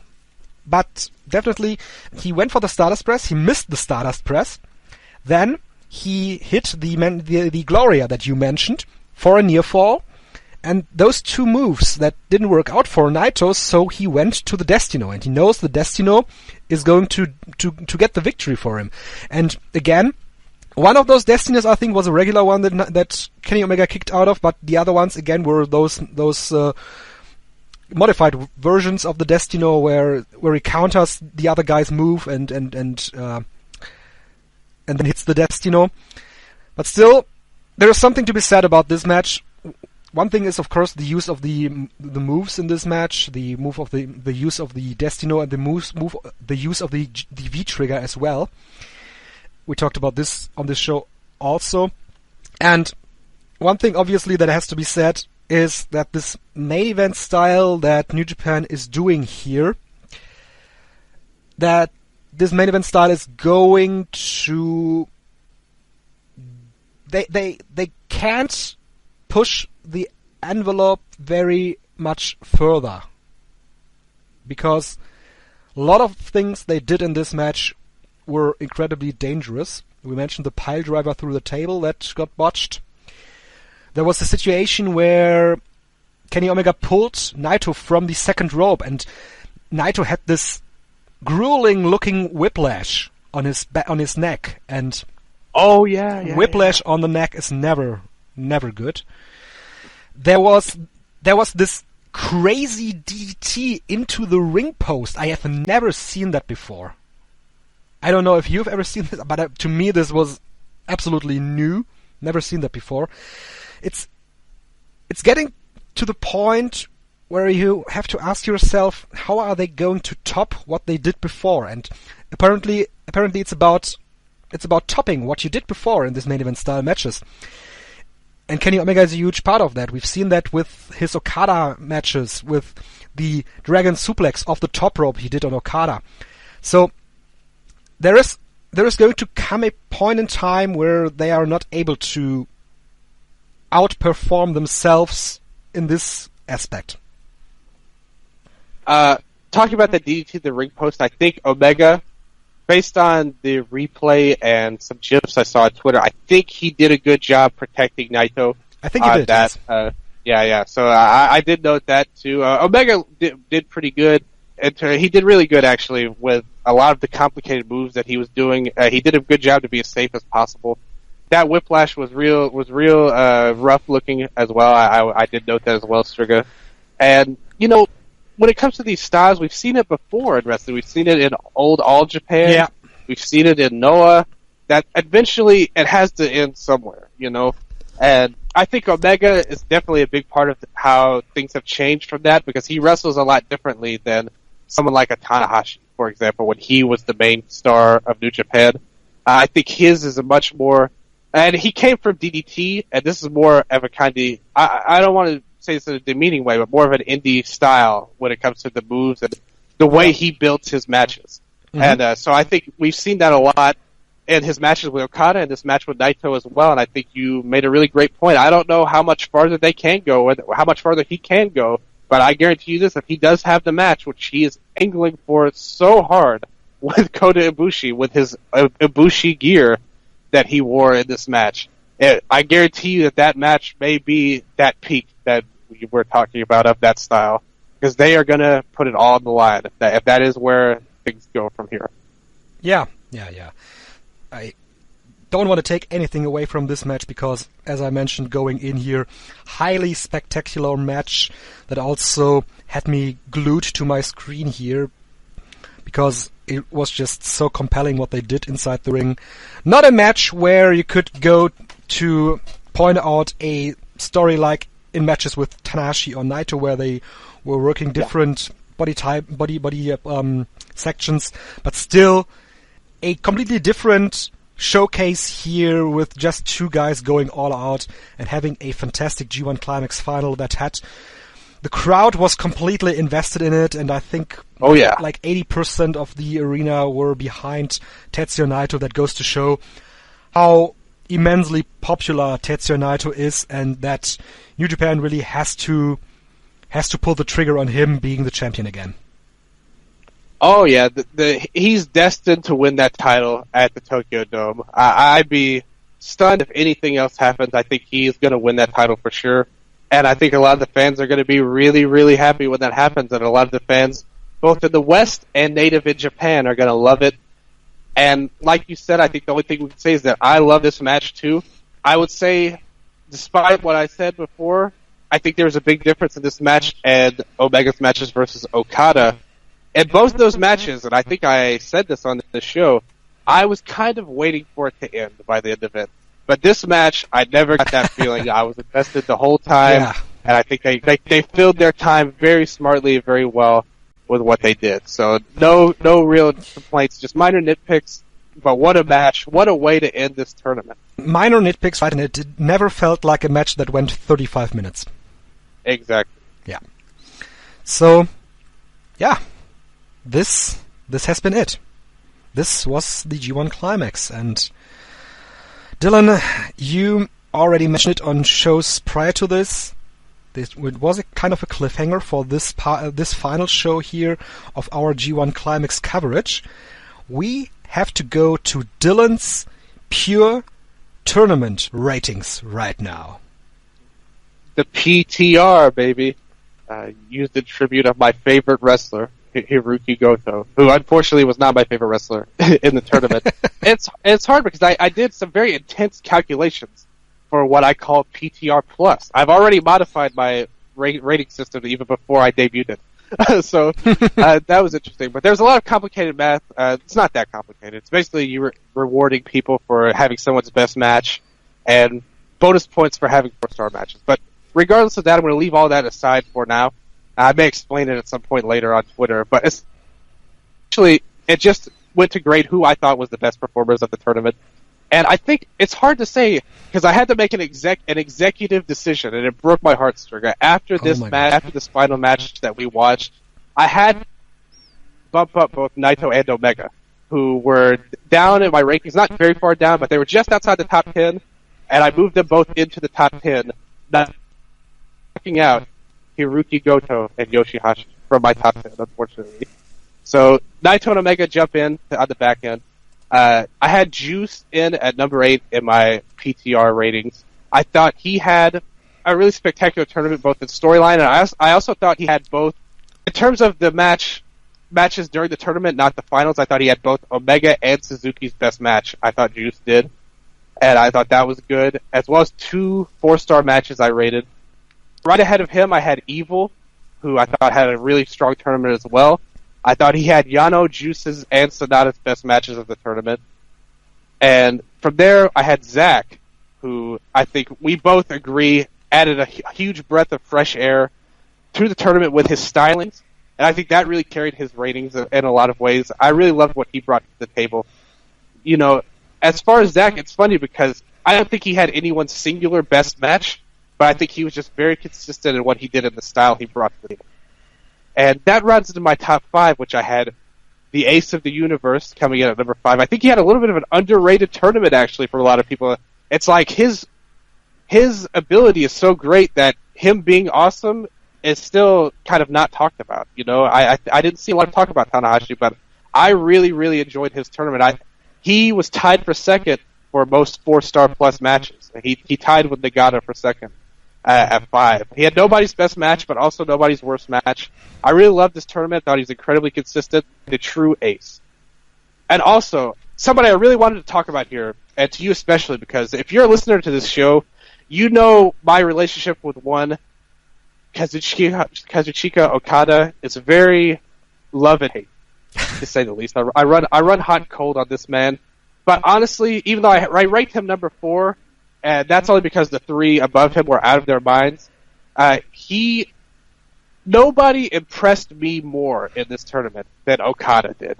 I thought there was true growth exemplified by his match with Suzuki. The difference we saw from here to his match in February, I thought was just tremendous. The match with Kojima was an epic match, I thought, where he... Not only, it wasn't like he was doing what he always does. He was playing along to the crowd. He showed his heel side, which we talked about. Yes. He was doing that on the fly. And I thought he showed a lot of growth in this tournament. I didn't expect him to have this good of a tournament, but I thought he was a star performer. In most years, he would be the top guy. I had him at over my rating, and not to explain them right now because that would take a long time. But my rating for him was a 4.04, which is over 4 stars. Obviously, 5 is like kind of the max. But I thought he had a strong rating, the 4th man to have the over 4 rating. Number 3, I had Ibushi. He had a really great tournament. I think everybody knows this. I loved his matches with Naito and Tanahashi. I thought his match with Naito was one of the best of the tournament, one of my top 3. And it's funny because both he and Nagata ended up tying But Nagata got more of a bump because I think he had a lot of people's best match of the tournament. I think he had Yoshihashi's best match. Mm-hmm. I think he had Goto's best match. Yeah. I think he had Ishii's best match. I think he had Fale's best match. So when you have that kind of, that kind of rating, you get big boosts. And I think Nagata, with the emotions he had, and just what it meant to me personally as a huge fan of him, I gave him a slight nudge. They were tied in my rankings, but I moved Nagata ahead because he's just one of my all-time favorites. Ishii is my number one forever because he's awesome. I was telling this on Twitter. He had 7 matches. If you had 7 of his matches in the top 10, I wouldn't begrudge you. I don't think that's a ridiculous statement at all. I had 7 of his matches at 4 stars or more. I think that's an absolutely insane amount of quality to have in a 10-day stretch. I thought he only had Zach's best match, but I think that is a testament to his quality because he didn't even need the bonus points. Just his tournament alone put him at number 1. So I loved Ishii. And I think even people like Goto and Yoshihashi had underrated tournaments. From there, you had people like Sonata, Elgin, Kojima. Good tournaments, not super great to me, but they still held their own really well. And even someone like Fale at least played his role. And even Yano and Suzuki, as much as I begrudge them in a lot of ways, they played their roles, So I really think this was an excellent tournament overall. And those ratings are where I have them. Omega and Naito really elevated themselves with their last 2 matches, respectively. And I think Omega, I didn't talk about him before, but getting into the top 10, he was one of my least favorite people through the first half of this tournament. But he really elevated himself. I thought each match he had he got better and better as this tournament went along, in my opinion. And that's a testament to his heart, and as well as his ability, because like we mentioned, if you're running through this tournament, you're really hurting bad. But he came through it all and delivered a great tournament with an excellent performance to cap it off. So I think those guys all are worthy of being celebrated. Anybody in my top 10 to me could be an MVP candidate. So I just think it was a really strong tournament up and down. And I loved it. I don't know if I would say it was the greatest of all time, but I really loved it. And I cannot say enough how much I've enjoyed doing these shows. Enjoy doing the ratings. A lot of people might think these ratings, especially when you learn that my algorithm for it, might be kind of extreme and nerdy. But I had a lot of fun doing it. It made me more invested. I would actually recommend someone doing something like that in the future for one of these long tournaments. Even if it's just as simple as rating matches and combining them. I think it's a really fun experiment I did. It really kept me hanging on, and it removed my own biases as well. Unfortunately, getting Goto and Yoshihashi out of the top 10, even though I really like both their tournaments too. So they were really underrated, Strigga. That's all I'll say about them. Yeah. But yeah, just a tremendous G1, I thought. Yeah, really tremendous tournament. And I thought about what you said earlier today when the show was finished. I just laid on my bed and thought about this tournament, and I thought about the tournaments in years prior, and I really came to the conclusion that this probably has been the best G1 Climax that I have ever seen. And that is, I think so too. And that is just for multiple reasons. I've pointed that out on this show. I've pointed that out on my Twitter numerous times. It's not just the great matches that we saw in this tournament. It's the overall narrative that New Japan gave us with this tournament. Just naming 3 guys here. Just naming Okada, Omega, and Naito. What they did in this tournament. First of all, Okada had this Superman-like build in the first half of his run in this tournament, and then came down with a loss to Evil and a loss to Omega in this draw with Minoru Suzuki. By doing so, they also got Kenny Omega over to the point that people know now that he's able to defeat Okada. Then again, Omega going to the finals like last year, but he wasn't able to win the entire thing. So that rules out him challenging for the title at Wrestle Kingdom, because it's now Tetsuya Naito's moment to challenge at Wrestle Kingdom. So they've built a great triangle story with these guys without really having them in the ring at the same time. And there was very, very compelling storytelling, I thought. And to me, really one of the best matches of the tournament, if not the best match, really was Okada versus Minoru Suzuki. It was just an incredible 30 minutes that I can't describe how much I loved this match. That was just incredible. I was also a very big fan of Okada versus Omega for the reasons I pointed out on this show. And also Tetsuya Naito versus Hiroshi Tanahashi, not only because I'm a fan of their series, but that's of course a huge part of it, but just because of the pure nature of the match that they had.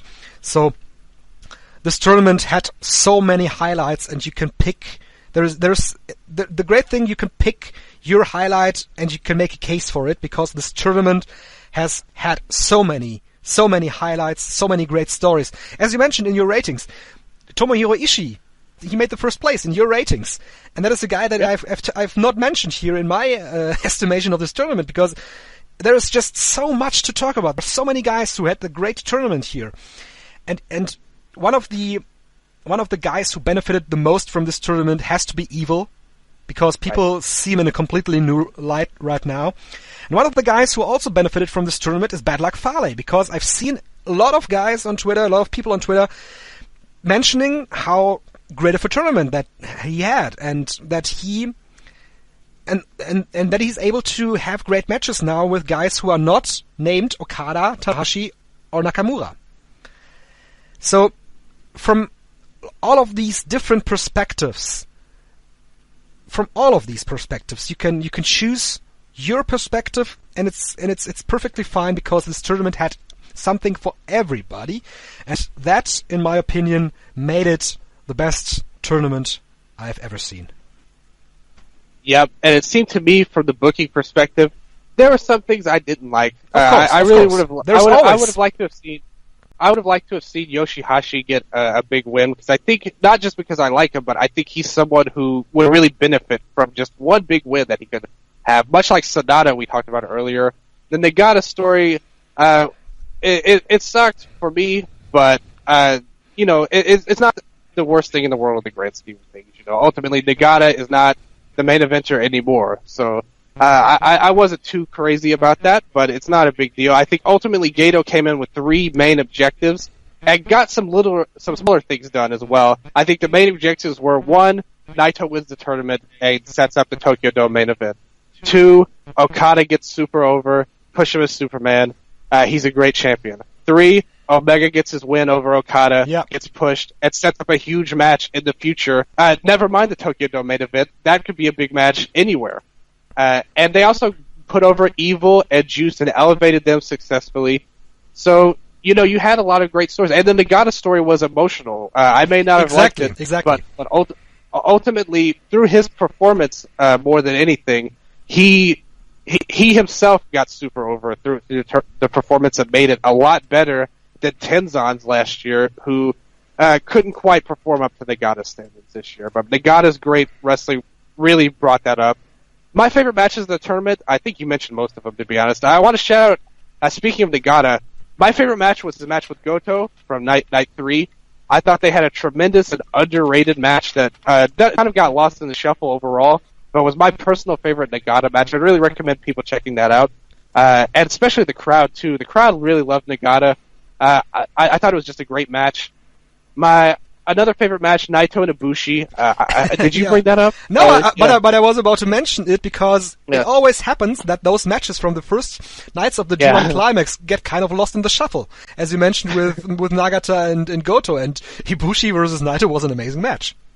Yeah, exactly. That was a top tier match. Evil versus Okada, I thought, was a great match. You talk about Evil, that moment where he threw the chair at Okada's face, I thought was very natural in a weird way. I'm not always a fan of the weapons, but it felt like... And this spot was also picked up by WWE in the Last Man Standing match. That Roman Reigns and what's his name? Braun Strowman had, right. Listen, I'm a long-time viewer of WWE. They let me know that Goto was a former IWG heavyweight champion. So I will never say anything bad about that company. But yeah, that was a great spot. I really loved that match. Naito and Ibushi, as I mentioned. Okada and Suzuki, I think ultimately, I think that may still be my number one. Now that we're talking about it, we talked about it again. I love that match so much. That's exactly what I wanted to see out of Strong Style and out of Okada as champion, as well as Suzuki. After all of the performances and all of the hate I've levied on this man through the tournament, he delivered one big match, and I was happy with that. And when you look at all these tremendous matches through the tournament, I have to agree with you at the end of the day, this really was the best G1 Climax in history. Yeah. It's as it's going to be hard to push the envelope even further with this match style they had for the finals here, it's going to be hard to have a better tournament. But Dylan, we've said that for the past couple of years with New Japan, and they were always able to change it up. They were always able to bring new elements into this tournament, and they were always able to outdo themselves. So who are we to judge if this has been the best tournament? Maybe next year's one is going to be the best one. Yeah, Strigga, I was listening to Dave Meltzer on his show, and he was mentioning how he had this idea for a revamped format next year of the G1, featuring multiple blocks with all sorts of different people to make it a little easier on the wrestlers, as well as add some intrigue to the tournament. Do you see anything like that coming with a change in format? We've seen them do multiple blocks before in the past. I believe 2000 was one where they had 4 different blocks of people. Could we see something like that? Could we see something with the briefcase changing, which I know we both want to see? Yeah. Or, anything like that on the horizon, in your opinion? What does the future hold for the G1? Well, I don't see anything with the briefcase changing right now, because we have Naito with the victory. Maybe he's changing it up a little bit. We'll have to wait and see for that. I'm not sure. Like next year. Yeah, I'm not sure if they are going to change the overall layout of this tournament, but 4 blocks would definitely be something to go for, because it would benefit the guys would really benefit from it, and it would be a nice change. Yeah, I can see that, because as I mentioned, they have changed up things in recent years. When we first were able to see the tournament, the entire tournament here, when it was in Ustream, it basically was just a tournament tour without any undercard matches, and they changed it up 2 years ago with this new format, and I was always a fan of this new format because it gave some guys a little bit of rest throughout the tournament, and so I can see them changing it up again. Yeah, why not? Yeah, I think I would really enjoy that, just to freshen things up a little bit. I hope they get rid of that stupid briefcase next year, personally. I'm never a big fan of that. That just comes across really low rent, to be honest with you. But overall, I think the tournament, it's hard to really criticize it too much when we just got done saying it was one of the greatest of all time.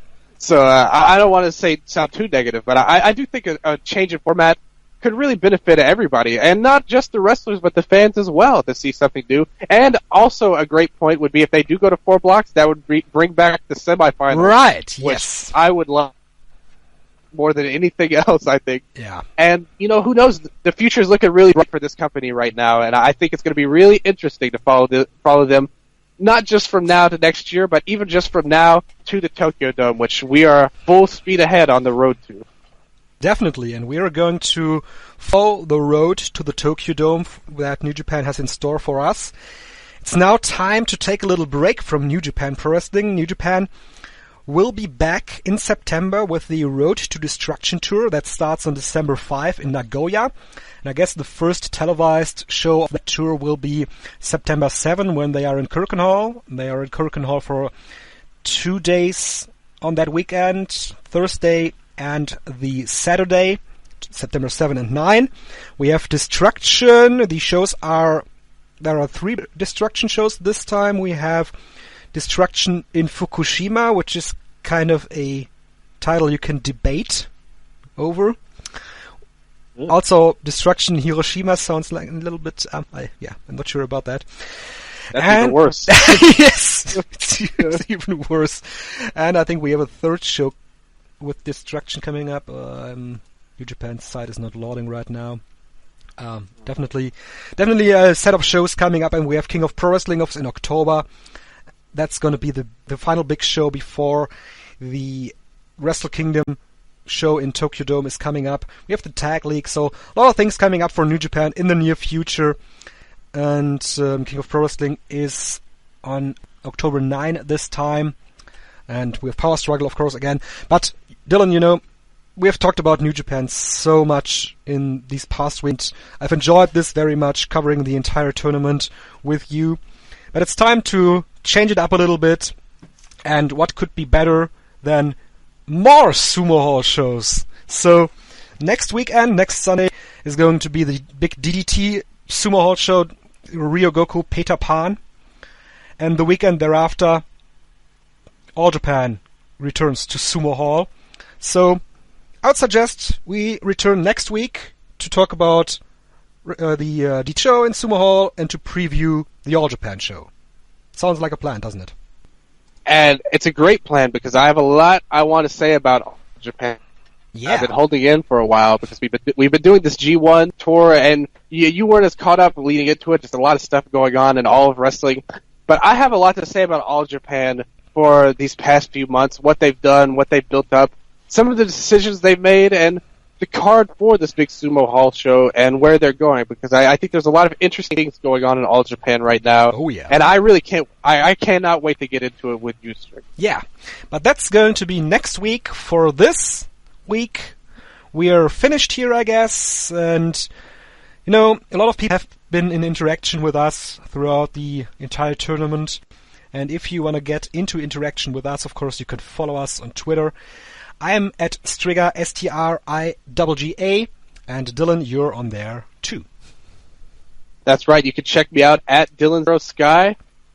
We are always talking about Japanese pro wrestling, lucha libre. Yeah. We can talk about WWE. We can talk about Roman Reigns and Braun Strowman if you want.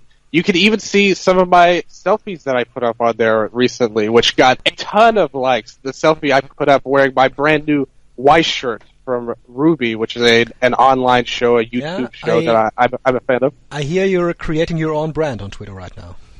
Oh, the brand was big time. I got messages from people. They were telling me how cute I looked, Strigga. They were telling me how good my hair was. And that was just the guys that said that. So that was interesting. I didn't respond to them, but it's okay. Did you get any romantic DMs or anything? The DMs were definitely big time. One person in particular, one random girl from Twitter, definitely messaged me. I didn't even know her. She messaged me. She's a total cutie pie from Texas. You know, I love the Southern women. I think you know me, Strigga, and I think you know that I love people DMing me romantic and loving thoughts. I'm always a huge fan of that. So it really changed my life, the Twitter selfie game that I had. But I was very happy about that, and I also really love talking to all the people on Twitter about the G1 and any sort of Japanese wrestling. And just thank you so much for everybody who listens to the show, right? Everybody who follows me on Twitter, and especially everybody who listens to every single one of the G1 shows. That really shows dedication. Yes, exactly. Those people are the really cool, the super cool people. They mean as much to me as any romantic people that I have in my life right now. So thank you so much to the listeners, and please keep supporting the show in every way you can, because it means the world to me personally. Yes, exactly. It has been an incredibly great 4 weeks for us here on the Eastern Lariat. It's been a great summer for wrestling. The summer is not over yet. We're going to talk about more Sumo Hall shows, as I mentioned, in the upcoming shows. So, from the bottom of my heart, really, thank you for listening to this show. Thank you for staying true to this show, for staying with this show over the course of the G1 Climax. And this has been the Eastern Lariat for this week. Goodbye. Sayonara. 東京ドーム大会にどうぞご期待ください。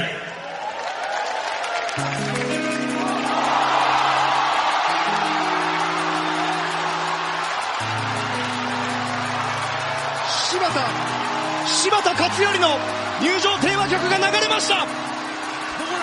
柴田勝頼がやってくるのか、両国国技館に柴田が来るのか、柴田コールだ、大柴田コールだ。ずっと待ちわびていたザ・レスラーが戻ってきた。柴田勝頼、セルリアンブルー、戦いのリングに戻ってきました。